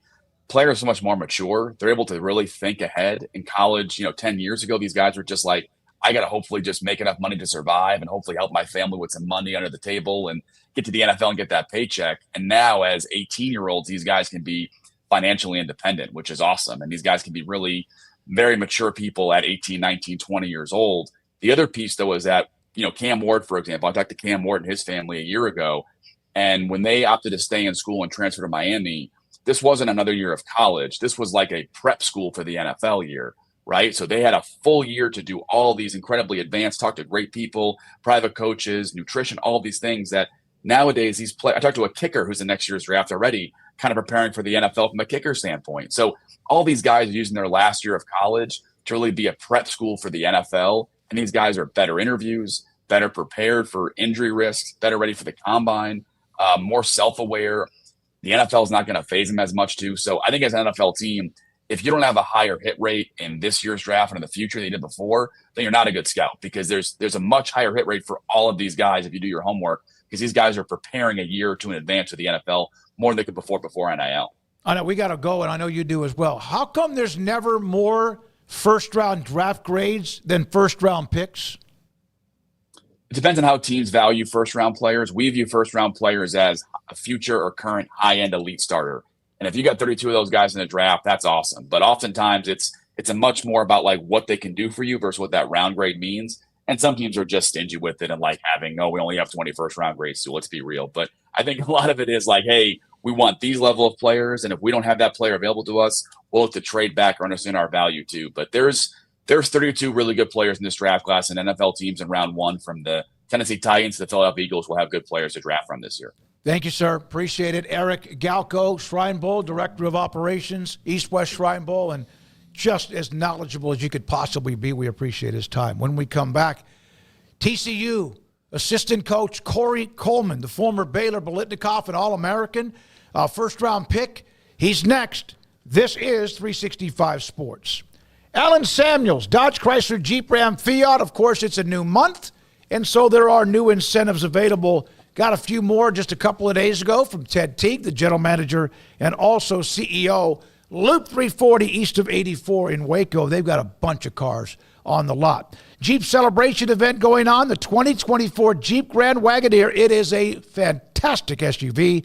Huge 13,000 dealer discount plus 0% financing. Also, the 2025 Ram 1500 Lone Star Crew Cab or the Laramie Crew Cab, the way you want it. Pick 1.9% for 72 months or $10,000 off MSRP plus 3.9% for 72 months. Plus, the 2024 Ram 3500. This is a big truck. Diesel 4x4, just $56,800, or drive home a 2025 Ram 1500 for only $35,900. Ford and GM owners get extra $1,500 as well. Big trucks, big savings. Alan Samuels, Dodge, Chrysler, Jeep, Ram, Fiat, Loop 340 and east of 84 in Waco.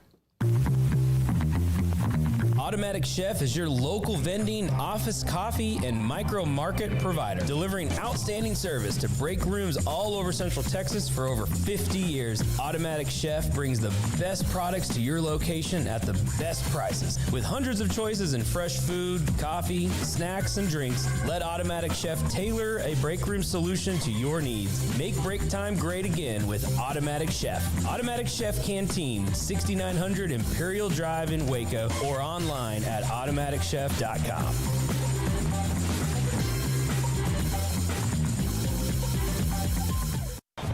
Baylor alumni are more than 160,000 strong. When we all join hands to support our university, we don't just move the needle, we move mountains. Working together, we create life-changing opportunities for students on the field, in the classroom, in the laboratory, and in life for generations to come. So get connected, get involved. Learn how at baylor.edu/alumni. There are 26 letters in the alphabet, over 600,000 words in the dictionary, and just 3 of them said together can change everything. Let's order pizza. Those 3 words lead to dough made from scratch and 3 fresh signature cheeses that blanket golden crust in a heavenly melt on Marco's Pizza that'll blow your mind. So visit marcos.com to order and stop by Marco's Pizza in Belmead, China Spring, Woodway, and in Robinson. Marco's. Pizza lovers get it.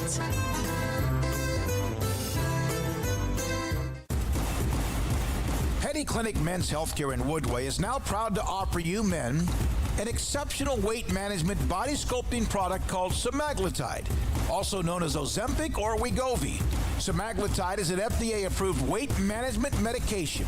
Once-a-week injections of this powerful medication offers an average body fat weight loss of 20% within the first year of treatment. In addition to body sculpting, semaglutide also normalizes blood sugars and has the clinical research proof of reducing blood pressure, cholesterol, stroke, and heart attack risk. If you're like most men and you have stubborn fat that will just not respond to typical diets and exercise, then help is finally here.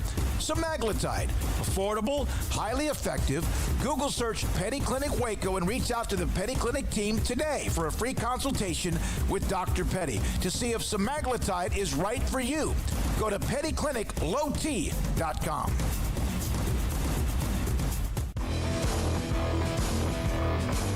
This is 365 Sports. Enjoying the show? Hit the like button and subscribe.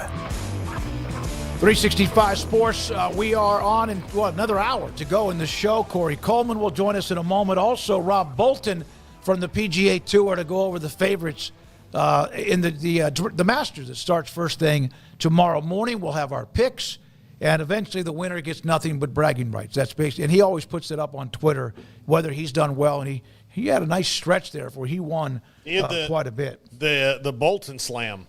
No, he did. He owned all 4, but never in the same year.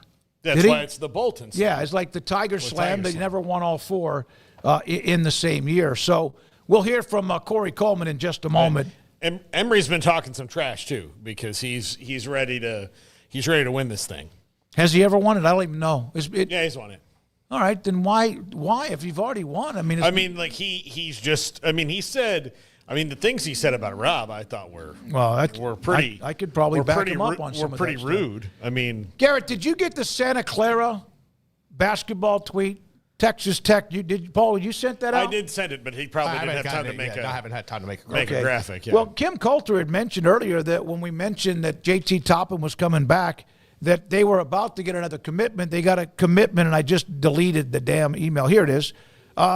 Santa Clara transfer guard Tyree Bryan, 6'5", senior, 10 points, 4 rebounds, has committed, shot 43% from the field to play for Texas Tech. So there's another one that the Red Raiders and Grant McCaslin have picked up.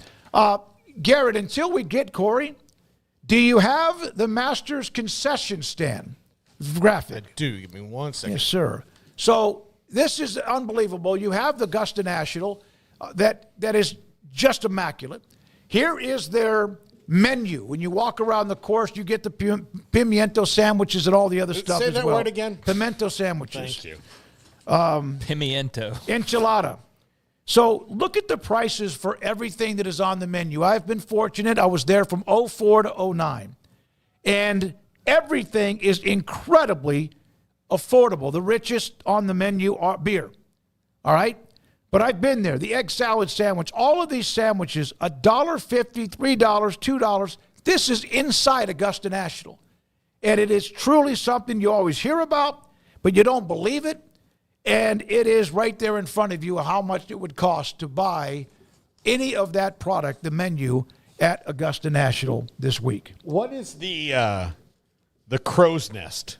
That's where the no, the drink. What is in it? Oh, I don't know, Paul. Okay. I'm scared to ask. Where's that at? I didn't even see that. It's on the beverages. Oh, it's in okay. Cursive. I don't know.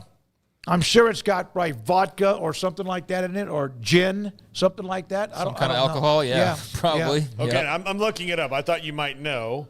Oh, why? No, I don't.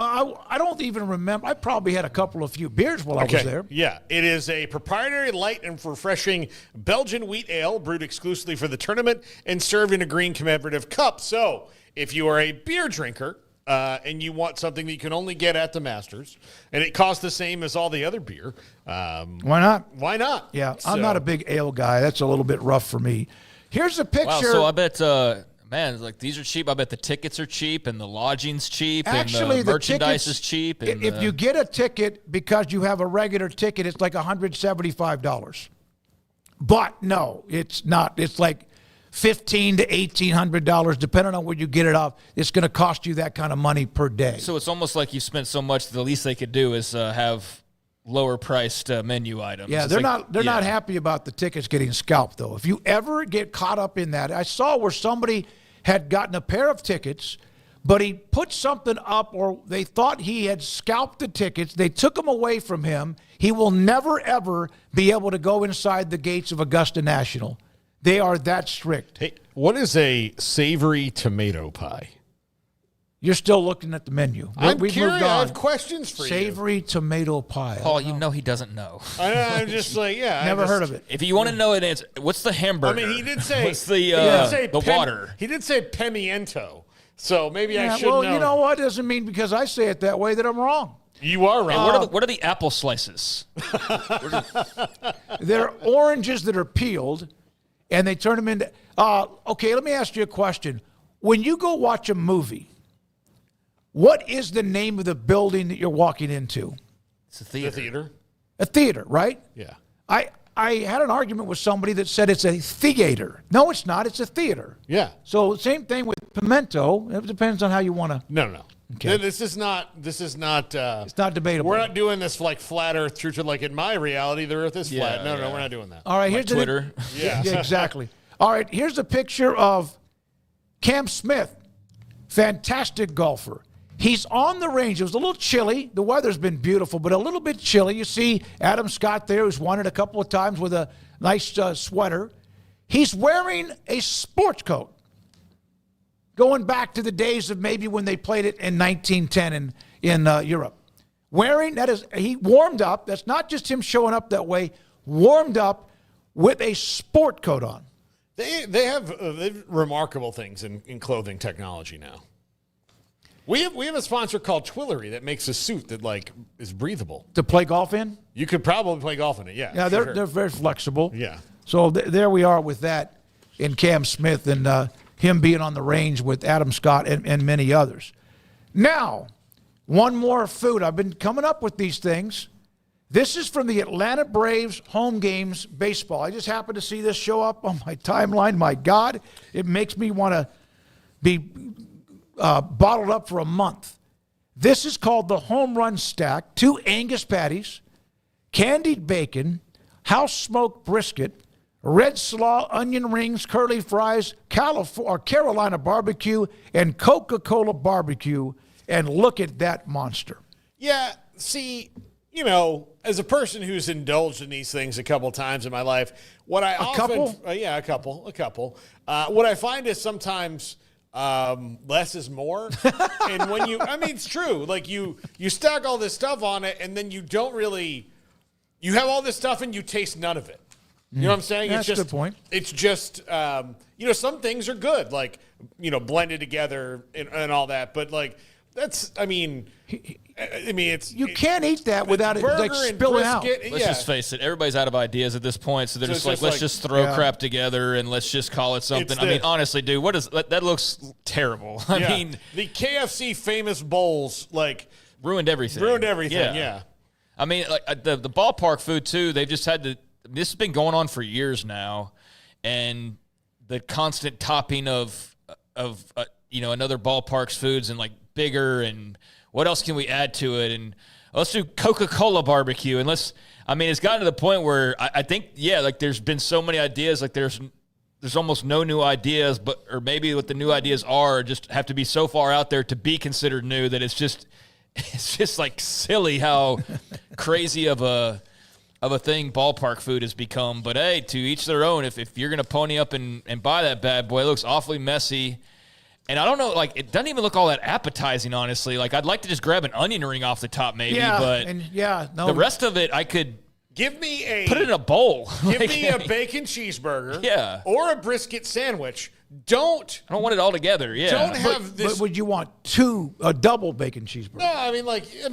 No, don't give me this orgy of meat that I don't even, I can't. How do you even start, Craig? You're right. Do you just go from top to bottom and just nibble? Like there's sandwiches like you can't even eat with. Like hey, it's if you got a bunch of people that want to chip in and like go to town on that or whatever. Like I get like the boomstick at the Rangers game, the big like crazy long hot dog. You can split that, but it's just a hot dog. But it's just a hot dog. Like that's just a bunch of stuff just piled together. Like that doesn't look that great to me. I'm sure it's probably good to some extent, but there's so much stuff going on. Like how do you even know? That's not that great to me. That just seems like another example of ballparks just trying to top each other because they've done so much already that it's like there's nowhere to go but just crazy land when it comes to ballpark food. Why don't you just get a like a fancy chef to come in and design your menu? Like give me a Gordon Ramsay ballpark menu. That might entice me more. Not even Guy Fieri would be able to deal with that one. Well, I don't want Guy Fieri's food at a ballpark necessarily. No, but he has some that, man, he's got... But here's the deal. If they would let him do it as opposed to what they're doing, it would make maybe more sense. And he wouldn't do it that way. Yeah. He wouldn't do it that way. We are now joined by TCU football coach Cory Coleman, great friend of ours for, my God, coming out of high school and playing at Baylor and all the awards. We were there the year he was drafted. And now with us on 365 Sports, Cory, it's Craig Smoak, David Smoak, Paul Catalina. Good to see you, my friend. How you been? I've been good. Good. Oh, we lost the link. Can you hear me? Oh, there you go. Yeah, we got you. There you go. You're doing good? Can you hear me? Yes, I can. Hello? Yeah. Did you get mute? Did you mute us? How? You got the audio up? Are you there, Cory? Hello? Are you there? Go out and come. He's going to have to go out and come back in. So all right. Yeah, so. We'll get Cory back locked in. He's fast, though.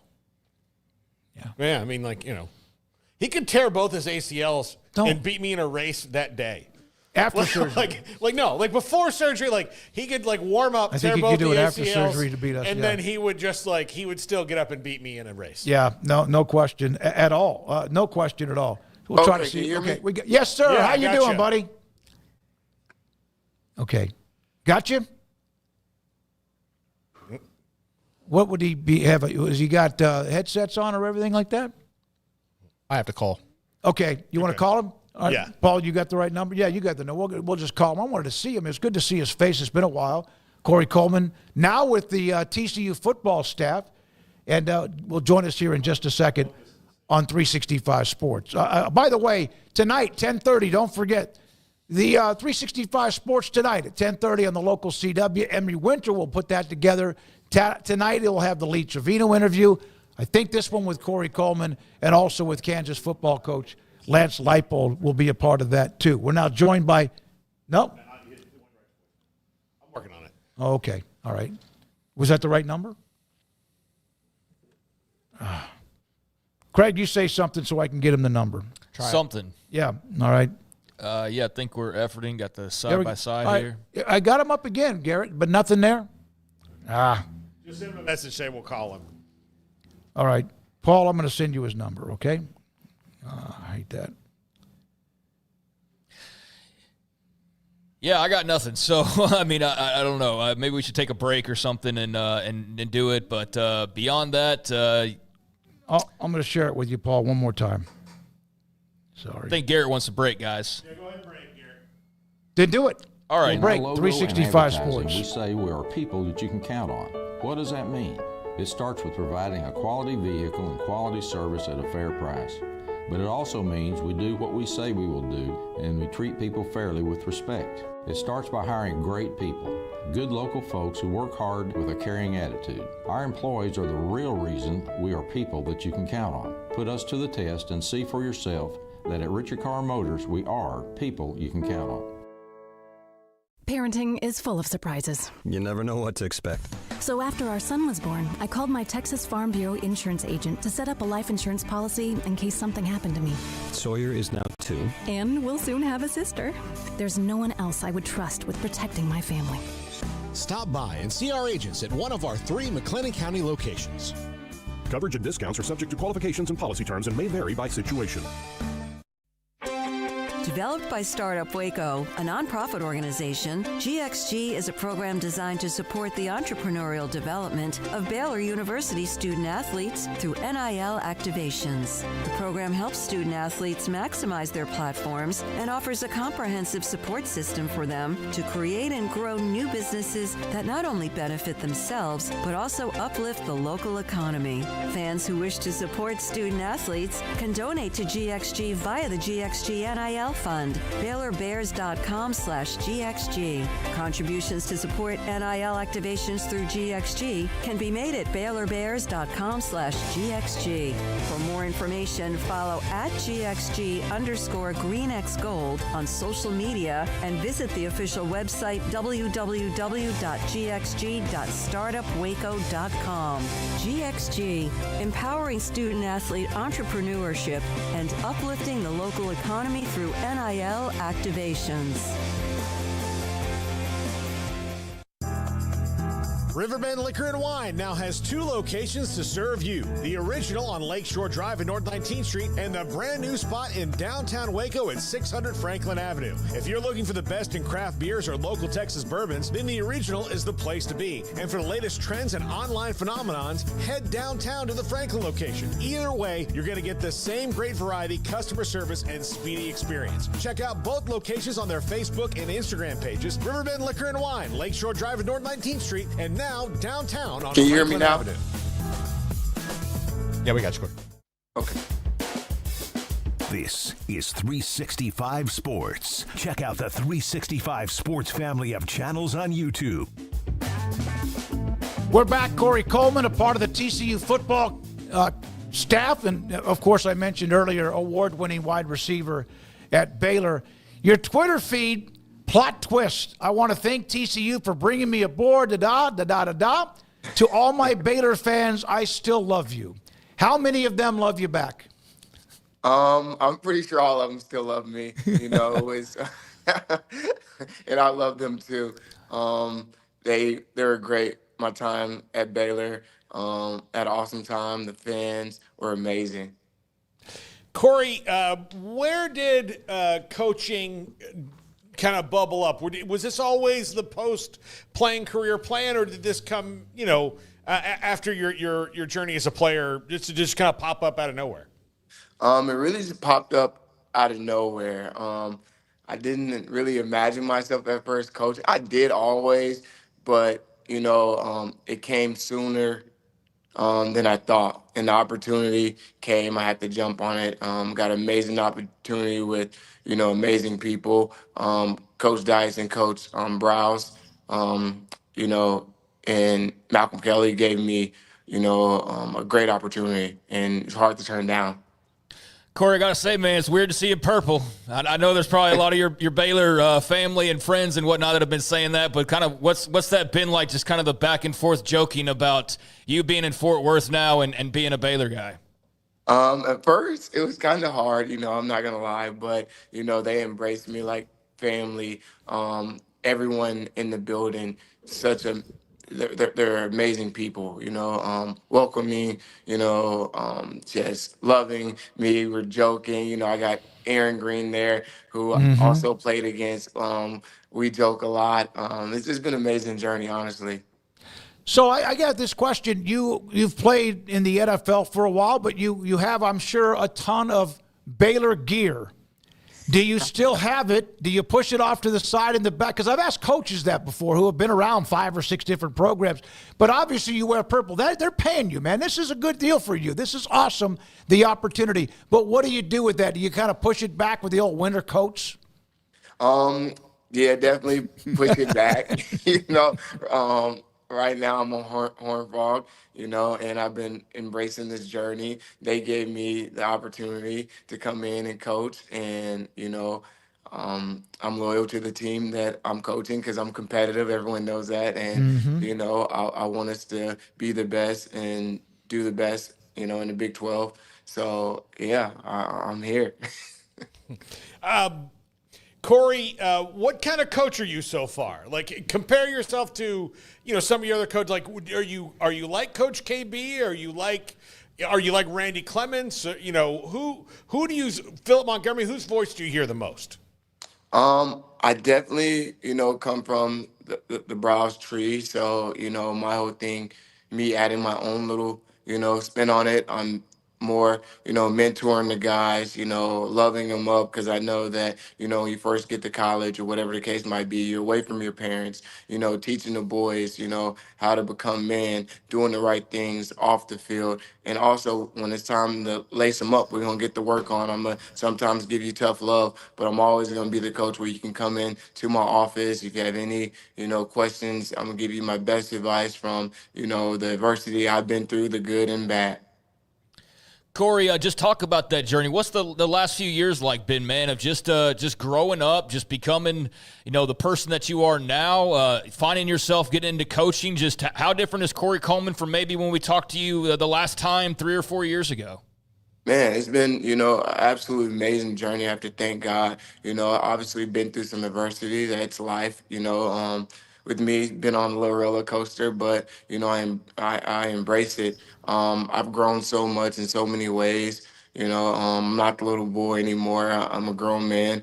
I made some mistakes. I learned from them. I moved on from them. I healed from some. So it's just been amazing. I mean, it's amazing being on the other side now, seeing it from a different lens and coaching and helping these guys, even from the mistakes that I made, I can, tell them right from wrong and give them advice. And, they're embracing it.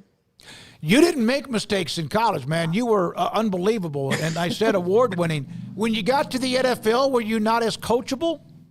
I wouldn't say that at all. I wouldn't say coachable. It was just, coming everything from Texas, my ties been in Texas and things like that. Boom, you jump into a different environment with different people who don't really know you, and know your personality and know how you operate, Sometimes if you don't know the person, certain people can rub certain situations the wrong way, And my heart was always pure and I always had good intentions. Smoak, me, I'm a true competitor.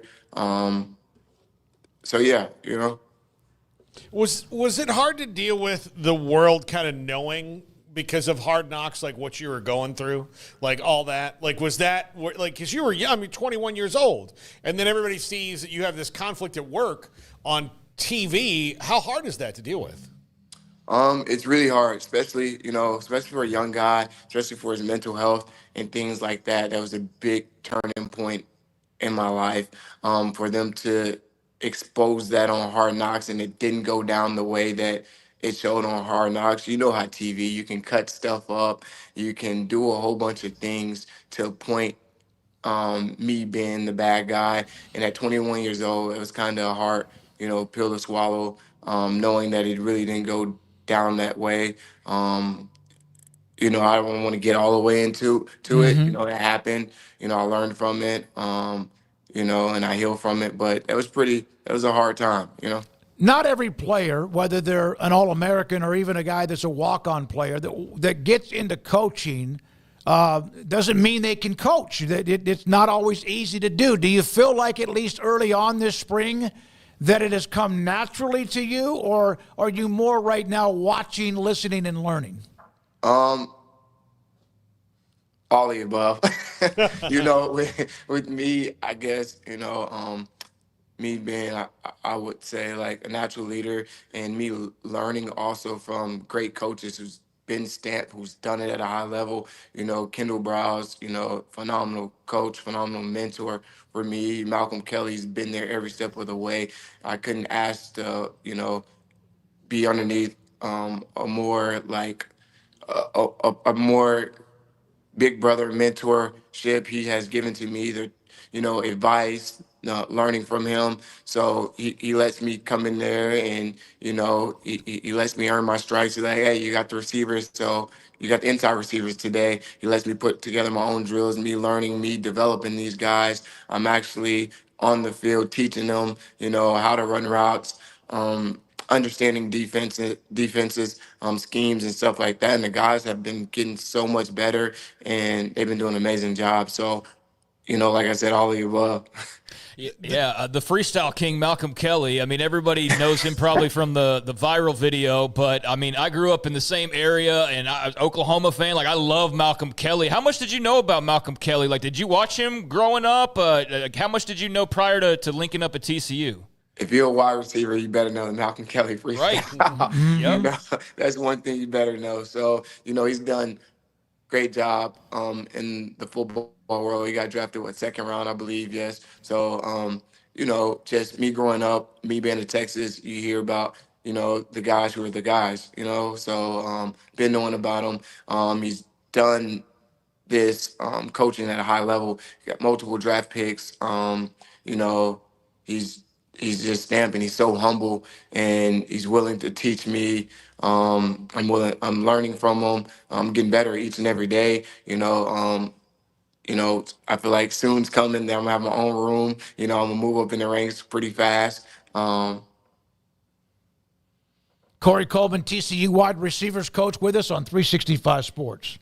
Cory, just what are your impressions of what you've seen from that wide receiver room? Like, I mean, some of the guys that stand out, obviously some talented athletes there, and a very talented quarterback, and Josh Hoover and guys behind him, but just kind of what jumps off to the page for you talent-wise when you look at the receivers and the QBs?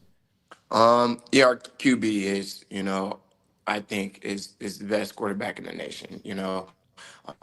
He's really, really, really, really, really good. Smart, throws the ball with ease. We have a good group of receivers, and what stands out the most with the receivers, they really all work good together. There's no me. It's everything is team, and they celebrate once when someone make a big play. You see all the receivers, jumping up and down, and that shows how good the group is as a whole. And I really, really enjoy watching that each and every day. They come to work. They work hard. They give effort. We never have to complain about effort. So, that's amazing when you have a group of guys like that. Cory, when you were contacted, was it Coach Dykes? Was it Kendall? Who contacted you about the job and the opportunity? It was Kendall Browse. My relationship with him is very, very important. That's like family. He literally helped raise me. So, I got the call from him. 100% it came from, Coach Dykes, them working together. And, Malcolm Kelly, I'm pretty sure he had his say-so on that also. Mm-hmm. So we talked on the phone, we got a couple things, details, earned out, and then I had an interview and things like that. Cory, you just recently done playing. Malcolm Kelly not actually been out of the game that long either. I mean, there are a lot of wide receivers, coach, that probably can't go, like you just said, showing them how to run routes that maybe have to tell you how to run routes because they can't do it anymore. But this is kind of a unique situation where you got two guys who can pretty much go out and do it still, right? Like you can show them, this is the route I want you to run, do it this way. Is that what you do? Yes, for sure. I break it down to them. A lot of coaches just tell them, but don't really break them down and to explain why you're doing it this way to really, develop these young guys to become, great receivers. and that's a big part of my coaching is development, to really, elevate these guys' game. Is coaching more difficult initially than you thought, or is it just kind of like just got to look at it from a different lens? It's really like when you love football, when you love the game, and you've been successful and you've done it at a high level, it makes it that much easier. You look at it at a different lens. You see certain different personalities and certain guys. So certain guys you might can't coach as hard as you can coach this guy over here. Certain guys you might got to show a little extra love to because that's how they get it. Just learning your players. That's the most important thing. Learning them and getting the best and what they do good, elevate that. All of them is not going to be 4.3 speed. All of them is not going to have a 45-inch vertical. Some of them might be really, really strong. Some of them might be really, really quick. You do what you do what they do best, and you elevate that. How much? I'm sorry, Golly, no. I'm getting excited. you do, yeah. I'm an idiot for interrupting you. Go ahead. You do what you find out what they do best, and you were getting ready to say something else. Yeah, no, you're fine. You're fine. I'm sorry, Cory. The off season's about to be here, but it's 24/7 now, basically with college football because it's all the time. But you're about to wrap up spring at some point. Do you watch more film? And is it different watching film as a coach rather than a player watching an opponent? Absolutely. It's like I said, from a different lens. I'm in the meetings now. Before I was on the outside. I was a player, but now I'm in the meetings. I'm, like I said, I'm learning. I'm understanding everything. I do understand everything now. Just following Kendall Browse and Malcolm Kelly. So you see it from a different lens. It's pretty cool, honestly. I covered Malcolm when he was at Longview High School. Tell him Smokey said hi, if you don't mind, and also us. So are you allowed to even mention four numbers, 61-58? Are you allowed to mention that at all, or is that verboten? No way. Come on. You're funny.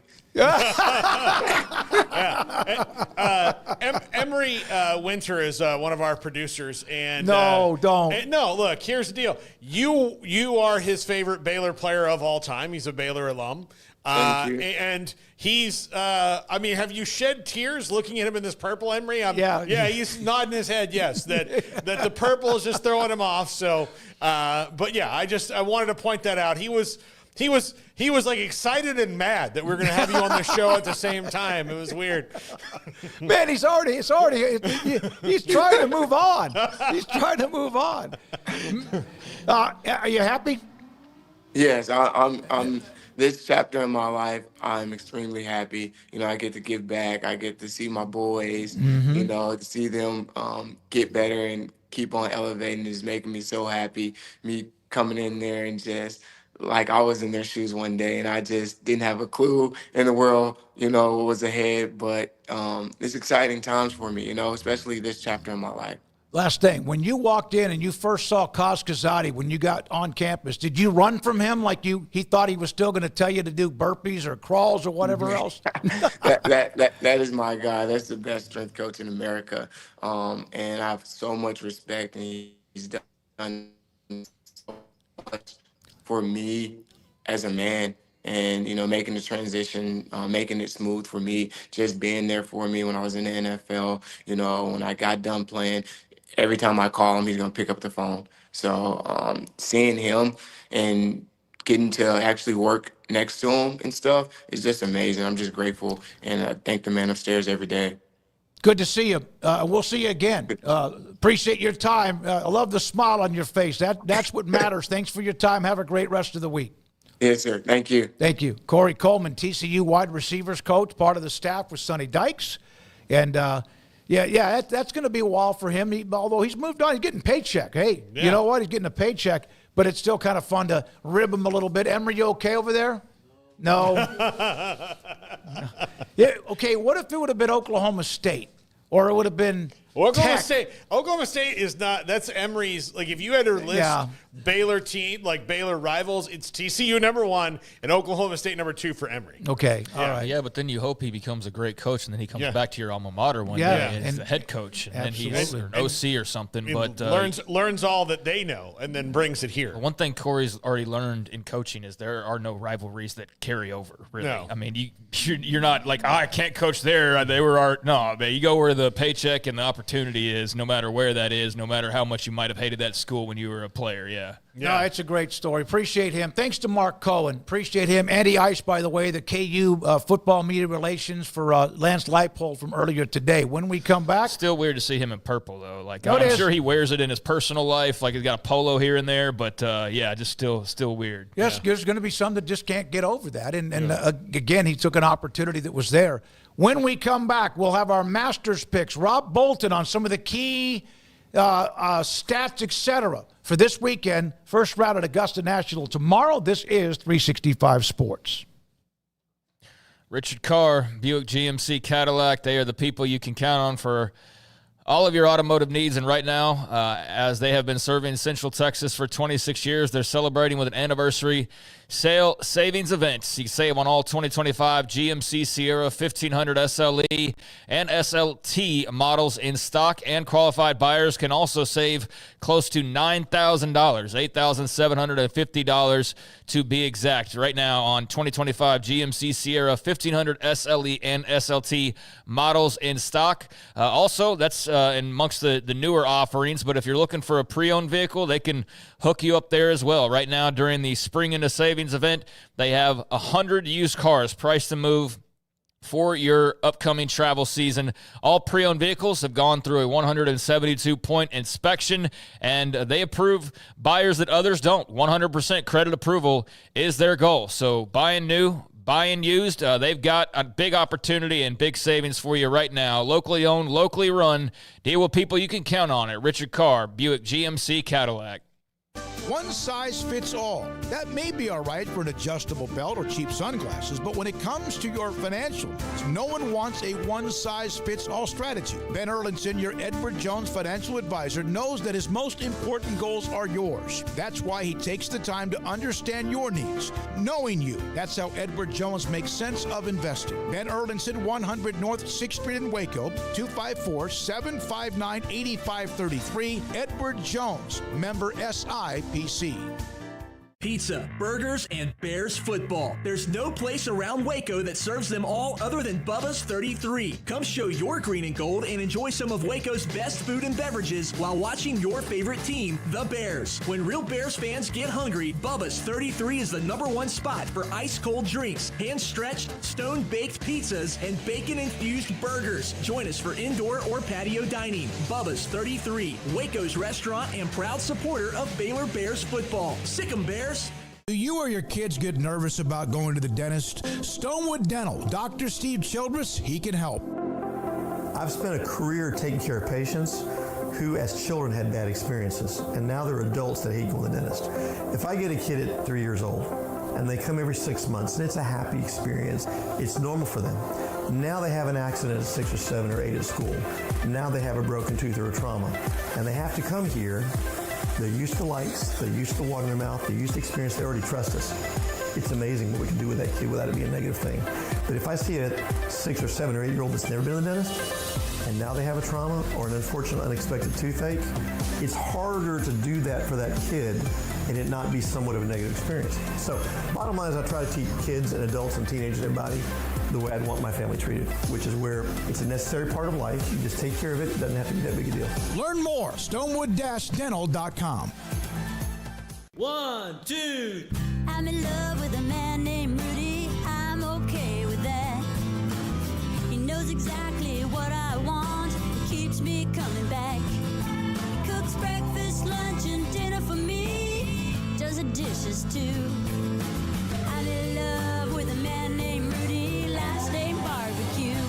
It sure is easy to fall in love with Rudy's tasty oak smoked barbecue. Next in line. This This is 365 Sports. The 5 o'clock hour is sponsored by Edward Jones Investments with financial advisor Ben Erlinson, who'll navigate you through today's financial climate. Edward Jones, making sense of investing. Now here's David Smoak, Paul Catalina, and Craig Smoak. All right, we've changed one of the tables. Craig is here in the studio, but we're about to have our Masters picks, which has become a tradition like no other. And Paul Catalina is here in his table. I'm here. And then Emery Winter, golf maven, is to my right. And Rob Bolton, PGA Tour, joins us, who does all of this and does it incredibly. How you been, Rob? Hey, guys, Happy New Year. You Good too. To connect with you guys again. We have not talked to you since July, I guess, with the Open Championship. So it's great to have you on, sir, and we appreciate your time. Is there anything better than Augusta National, the Masters?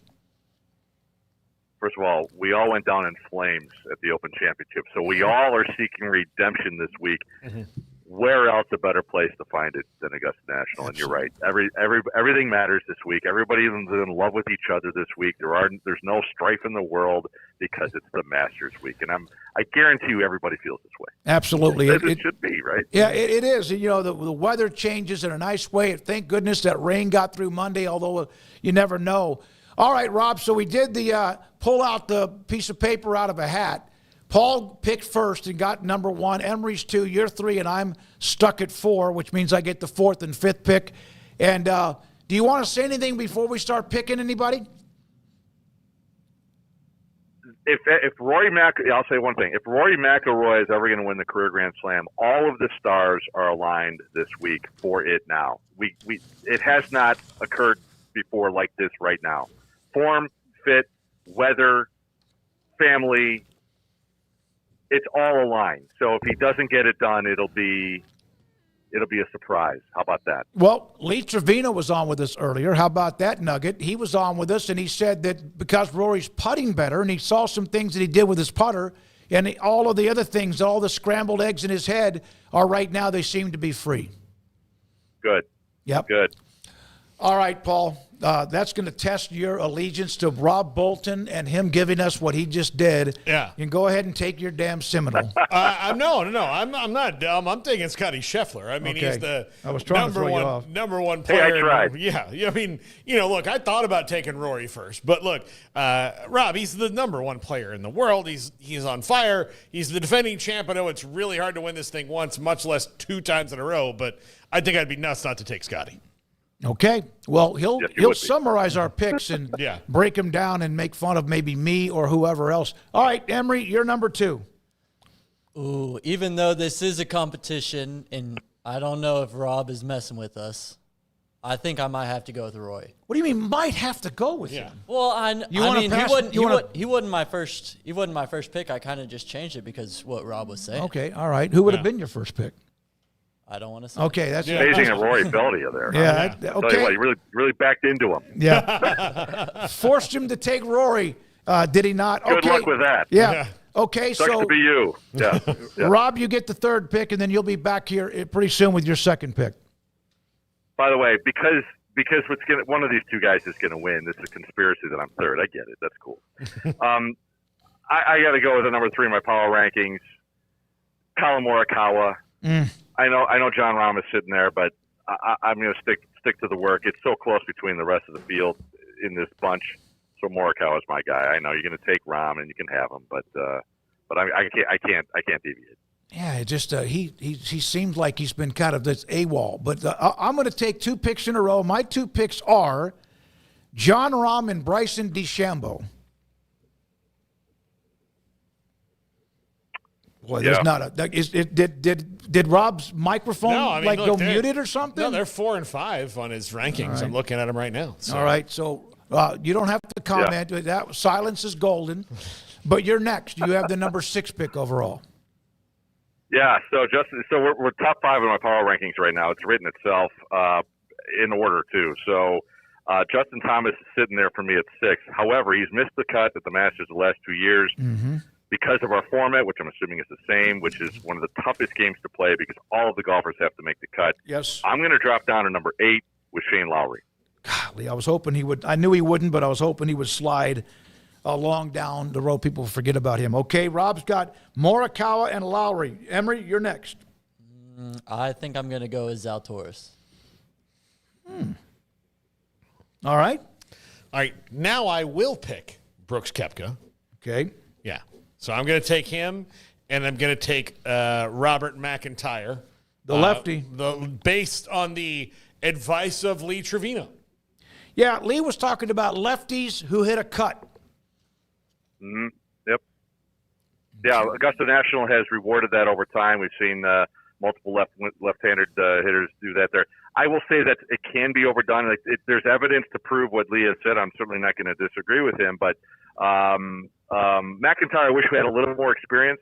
However, in this format, I love him. He's had a couple of strong performances in this event. He's in my power rankings.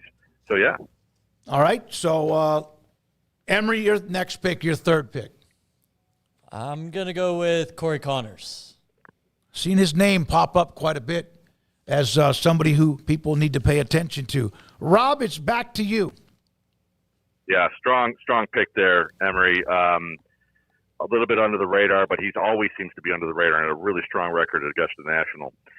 So again, sticking to the format and the fact that he is still available, even though he should have been probably number 3 or 4 in the power rankings, but because of the format and he's survived in 60 consecutive PGA Tour cuts. It's not like I'm slouching here with Xander Schauffele. Sorry, how in the world did he fall to the number 11 overall pick? Because I was going to take him at 12. He hasn't. Well, you'll critique it here in just a little bit. So I get back-to-back picks to close it out. I'm going to take Lucas Glover, and I'm going to take Batia. Okay. I know. Here's a stat, Rob. 13 of the last 13 winners had gained at least 18 total strokes tee to green in their 4 tournaments prior to the Masters, and he is on that list. Yeah. I know. Yeah, I love both players, especially Glover. Just relative to some of the others on the board surprised me, including Phil Mickelson. Somehow you passed a Mickelson again this year. I remember we all have to make the cut. Mickelson, everyone seems to think he's like peeking into this thing, and so does he. Okay, you get the next pick. This is really, really interesting because I'm looking at another several guys on my board to make the cut, and a guy who's not in my power rankings, but I feel like he deserves to be on my team for this format. It's Ludwig Oberg. Yeah. Ludwig Oberg. There it is. You got him. Very good pick. Runner-up last year and a phenomenal talent. All right, Emery? I'm going with Sepp Straka. He's on that list, by the way, of the 18 total strokes the leading up to the 4 tournaments prior to the Masters. And he's also a really good golfer. Paul, you wrap it up. I will take Tommy Fleetwood. I like him. Always there, like that him. was the other pick. Mm-hmm. Yeah. Paul, you've got a couple. You got 2 foreigners. I was hearing you talk about it and the way, like, oh, he plays this well and he doesn't miss. I was like, oh, he's going to take Fleetwood. Now I have to do a whole nother thing, and then you didn't. So all right, Rob. No Justin Thomas selected. No Mickelson. Yeah. No Mickelson. No Reed. Yeah. No Spieth. No Cantlay. No Matsuyama. No Hatton. Well, Hatton has burned all of us in the past, so I'm not surprised. Yeah, you know, the thing about Cantlay, it just seems like he's been kind of erratic. And did they put Brooks Koepka behind him in the next group just to piss him off? See, that's the conspiracy. That's the conspiracy theory that I'm here for. Yeah. Good call. I love that. All right. Break it down. I know I stunned you with Glover and Batia. Just some nuggets, but your Lee Trevino gave us the lefty with Akshay Bhatia. All right, give us your thoughts. No, I mean, look, you're going to be inspired and influenced by some of the objects nearest in the rearview mirror. You brought up the stat about 18 under and the strokes gained. You brought up what Lee Trevino has said, and He had a pretty good career, so I think I'd listen to him too. Yeah, it's just a different lineup than we'd expect with only 16 golfers. Not hating it, but it could be a real I don't know. It's like a curveball of a lineup in a short league like this. So you never know. Obviously, we all expect our guys to play well, and what happened to the Open Championship burned all of us. Even though Emery had the winner with Schauffele. Paul, your comment about Fleetwood, you're exactly right, man. I mean, I think you know me too well now. It was going to be Fleetwood or Oberg, but I don't expect Fleetwood to maybe finish inside the top 10, and I know that's not what we play for, but we want lowest score. So I'm going to maybe for my work, it's a reach to go Oberg, but runner up last year. I don't hate it. I'm reaching a little bit. I feel like in a pool of this size, you do need to take some sort of risk. And if he's the risk, I'm okay with that. I mean, if I've Schauffele too, I mean, with his health. But again, guys to make the cut and then see what happens on the weekend. Straka, he was the number one in my power rankings for the Players' Championship. I was in Ponte Vedra Beach that week, and I got strange looks from everybody when I was there because of that. A lot of funny handshakes and so on and so forth. And he finished tied for 14th. He did okay. He didn't really contend, but he didn't make me look too bad. And obviously, Rory won that in the playoff over J.J. Spawn, again, undrafted in this league. So yeah, I mean, it's what we've learned here. I think if anything, over time, and anybody who's watching and listening and has paid attention to what we've done in the past, we've pretty much been like 95% chalk, and this draft is more like 60% chalk, and I love that. Yeah, that's awesome. Got a couple other notes. We mentioned Justin Thomas, and I don't even know if I can trust him, although it seemed like he's playing better. J.J. Spawn, Russell Henley, who's had a nice run in the majors the last year. Joaquin Niemann, is he having another big year on the Live Tour like he did last year, or is that kind of slowed down? No, he's a two-time winner in 5 events on that tour and leads that tour in points right now. So he's doing quite fine. The problem with Niemann, he has never had a real good moment in a major. He's still young, and it'll happen at some point. With Live Golf, I don't want to sound, every time you make a comment about Live Golf for the PGA Tour, it can kind of sound like a knock. But I would love to see these guys go one more round. We never look at PGA Tour results after 54 holes. Imagine how many different winners we'd have after 54 holes. Now, granted, the dynamics are different. The field makeup is different. They know they're playing 54 holes on purpose. And Niemann has 2 wins in that context. Good for him, and he deserves the attention. He's number 12 in my power rankings, but it is only 54 holes. So there's a little bit to be desired there in terms of what it means moving forward.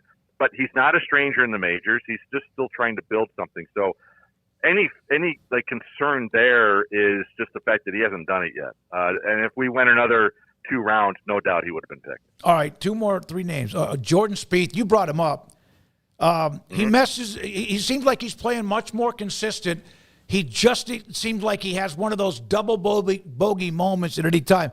Victor Hovland won in Tampa, which is a tough course. He's also messing around with his swing all the time. New putter, going back to his old putter. And Cam Smith seems like he's fallen off the map. Those are 3 other names that I had on the side just in case somebody picked them. It's a good thing that so real quick on each of them, it's a good thing that you're talking about Jordan Spieth's performance because a year ago at this time, his wrist was a problem and he talked about it too often, finally got it fixed. And now you're talking about his performance after the wrist surgery. He's had 3 really strong performances, including last week with T12. Played really well in the first round, held it together for T12 the rest of the way. On a course where I would imagine, because of all the outcroppings of the rocks down there in the hill country, that's where the most wrist injuries occur. So the fact that he played there and held it together, and I think that says a lot about where he is mentally more than physically. So good for him. Expect a good week this week. And if he may have been one of my last picks if Oberg wasn't available. If Fleetwood, whatever. But I had him on my short list written down here. Hovland, what a crazy tournament in Tampa. He still has it. I know he could lead this field in greens or regulation, but he might need to because he's still trying to work out the weaknesses in the short game, which can be exposed. So you're looking like either like a top 8 finish or like a bottom 40 finish for that guy. And then Cam Smith, again, I would like to see more results, more recent results, good results. But here's a guy who's going to turn it on in the majors like Brooks Koepka can, without necessarily all the great results. Tyrrell Hatton can, ditto. So we're not just seeing enough of this. And when we really want to dial it in, get really granular and invest, we need more of that, pure and simple, unless you really want to be a big-time risk taker. And that's certainly the betting markets are out there for you. So I would think of those three, Spieth is the one in whom I'd expect to finish the best out of the three. I mentioned Cantley because of pace of play, and Brooks Koepka gets very antsy. Right. Is he playing well enough to win this thing?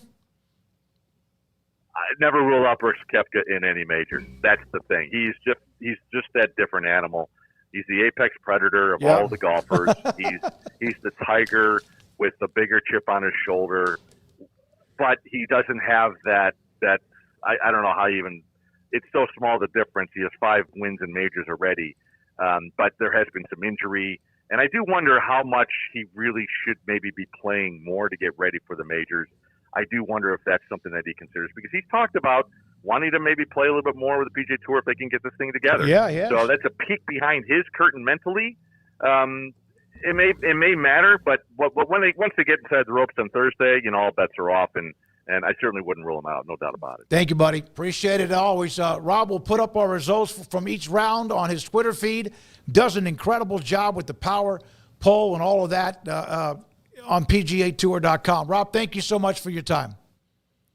You got it, guys. Thanks again. Take care. I know that I mentioned Koepka, and I was also going to ask about Cantley, but we didn't get a chance to do that, and sorry I didn't get to that question that somebody was asking us about. Just a kind of an array. Interesting of the players who get overlooked. When we come back, Paul Catalina and the top 5. Ideal.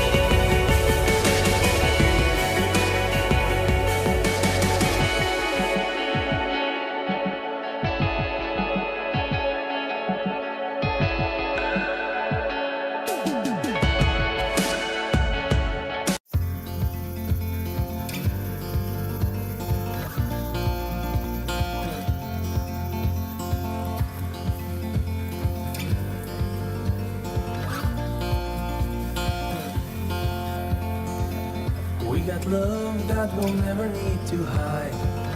Love will always rise above. Whatever comes, we will be just fine. If I am yours and you are mine. Take my hand and let's fly away to another galaxy. Hold me close, I want to feel your love. Together we are free. Just be with me. Just be with me. Just be with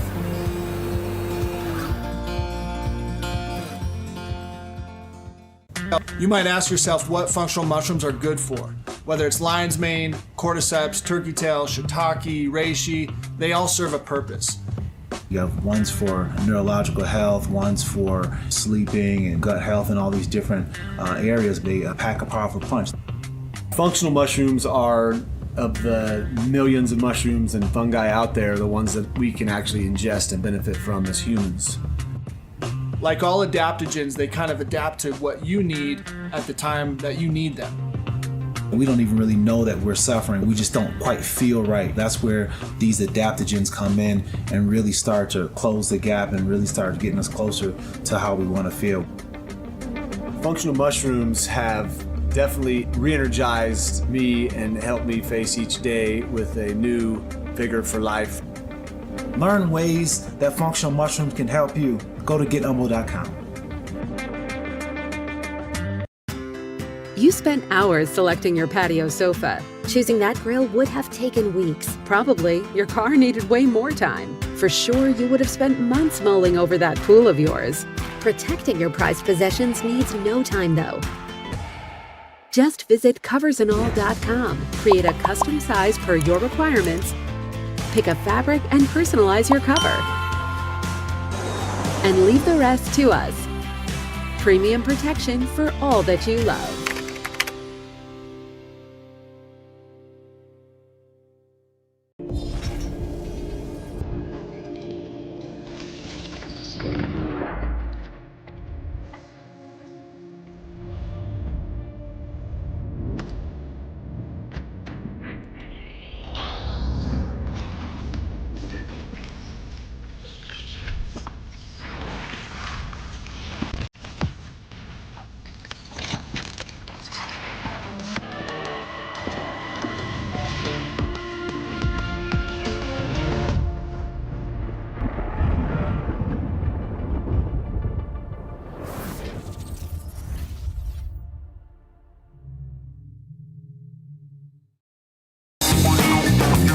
This is Paul Catalina's Top 5, brought to you by Ticket Club. Forget the fees, just big savings. Click the link in the description to find out more.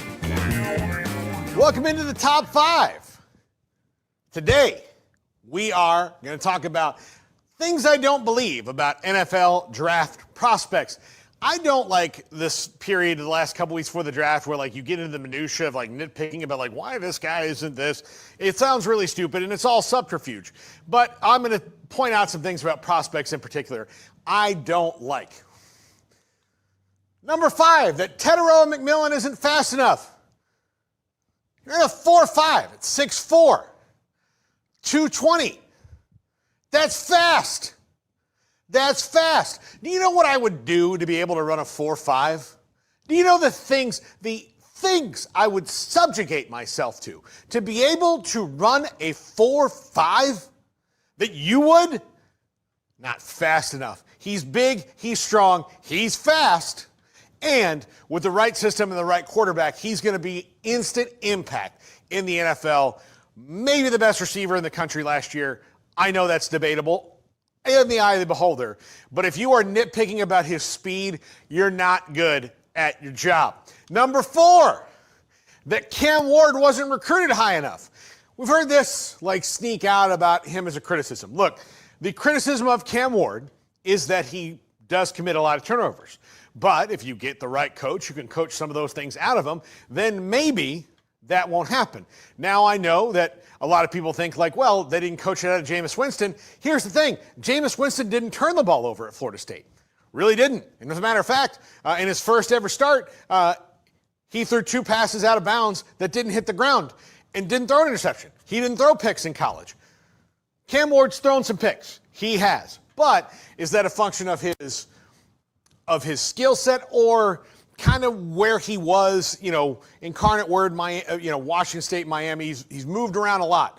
But some consistency in the coaching certainly would help him. And it looks like he's going to the Titans. If Brian Callahan is smart, they'll get the turnovers done, and he will be a big winner. And let's not forget, he wasn't an FBS recruit, so that's why he doesn't have any ratings. He wasn't recruited, but he is certainly a diamond in the rough. And it's not where you start, it's where you finish. Number 3, that Cam Scadaboo isn't a 3-down back. A lot of people have questioned his pass receiving ability. Those people have not watched the film. He can do it all. He's thrown the ball. He catches the ball. He is just a football player. Put him in the game, give him the football however you can, and watch him punish people. He's not the biggest, although he's big. He's not the fastest, although he's fast. He's really strong. He's got football IQ off the charts, and he's just got a knack for making plays and a want to and a not quit. This guy will help your NFL team. To what level? I don't know, but he can help you a lot. Number 2, that the size of Will Campbell's hands means anything. Look, I realize that these puppies right here are maybe not, not appropriate, but comparable to the rest of his size. But look, he's big. He's a great blocker. and he's one of the best blockers in the class. His hands are not going to be the problem. His feet will be the problem. His strength will be a problem, but he'll be able to get his hands on people well enough. It's not like he's walking around dropping things because he can't wrap his hand all the way around it. He's not got baby doll hands. Again, nitpicking, and I think it's kind of silly. Number one, that Shedeur Sanders patting the ball is bad. Yeah, it's a tick, it's a habit that can maybe break him of it.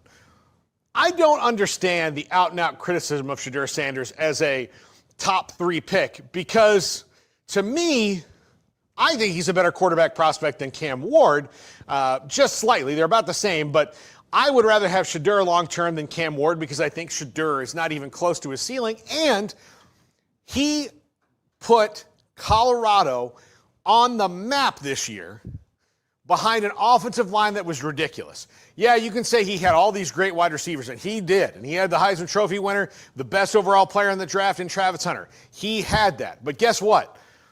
He had no offensive line, none, and still made it happen. You can have great receivers all day, and if you don't have the blocking, you can often look terrible. But he made it happen. You put him behind 5 functional offensive linemen, and he is going to light it up. And I think he proved that this year. And he pats the ball, or he does this, or he's not super fast. Don't worry about it. He was under duress all the time at Colorado for 2 years. And everything good happened because of him and Travis Hunter and those offensive skill players. But he's the quarterback and deserves a ton of the credit for it. So stop nitpicking about Shedeur. And if you need a quarterback, you'll be lucky to have him. That's it. I feel like that was that's the most I'll ever get to defending somebody in the draft. But that's going to do it for the top 5. That's going to do it for the show. It's been a lot. I'm exhausted. Let's go home. All right, we will. Garrett Ross, great job maneuvering through a couple of technical glitches when we had live interviews. Thank you for that. Emery Winter, appreciate you putting up all the segments later tonight on 365 Sports Tonight. Andrew Valade, the silent assassin, jiu-jitsu, doing everything he can to push out our content in places that I don't even know exist, and we appreciate that too. Also, Craig Smoak, thank you. Paul Catalina, thank you. I'm David Smoak. Those of you who watch us in all the various platforms, we always appreciate you and our sponsors who allow us to be here every day too. This is 365 Sports. Have a great night.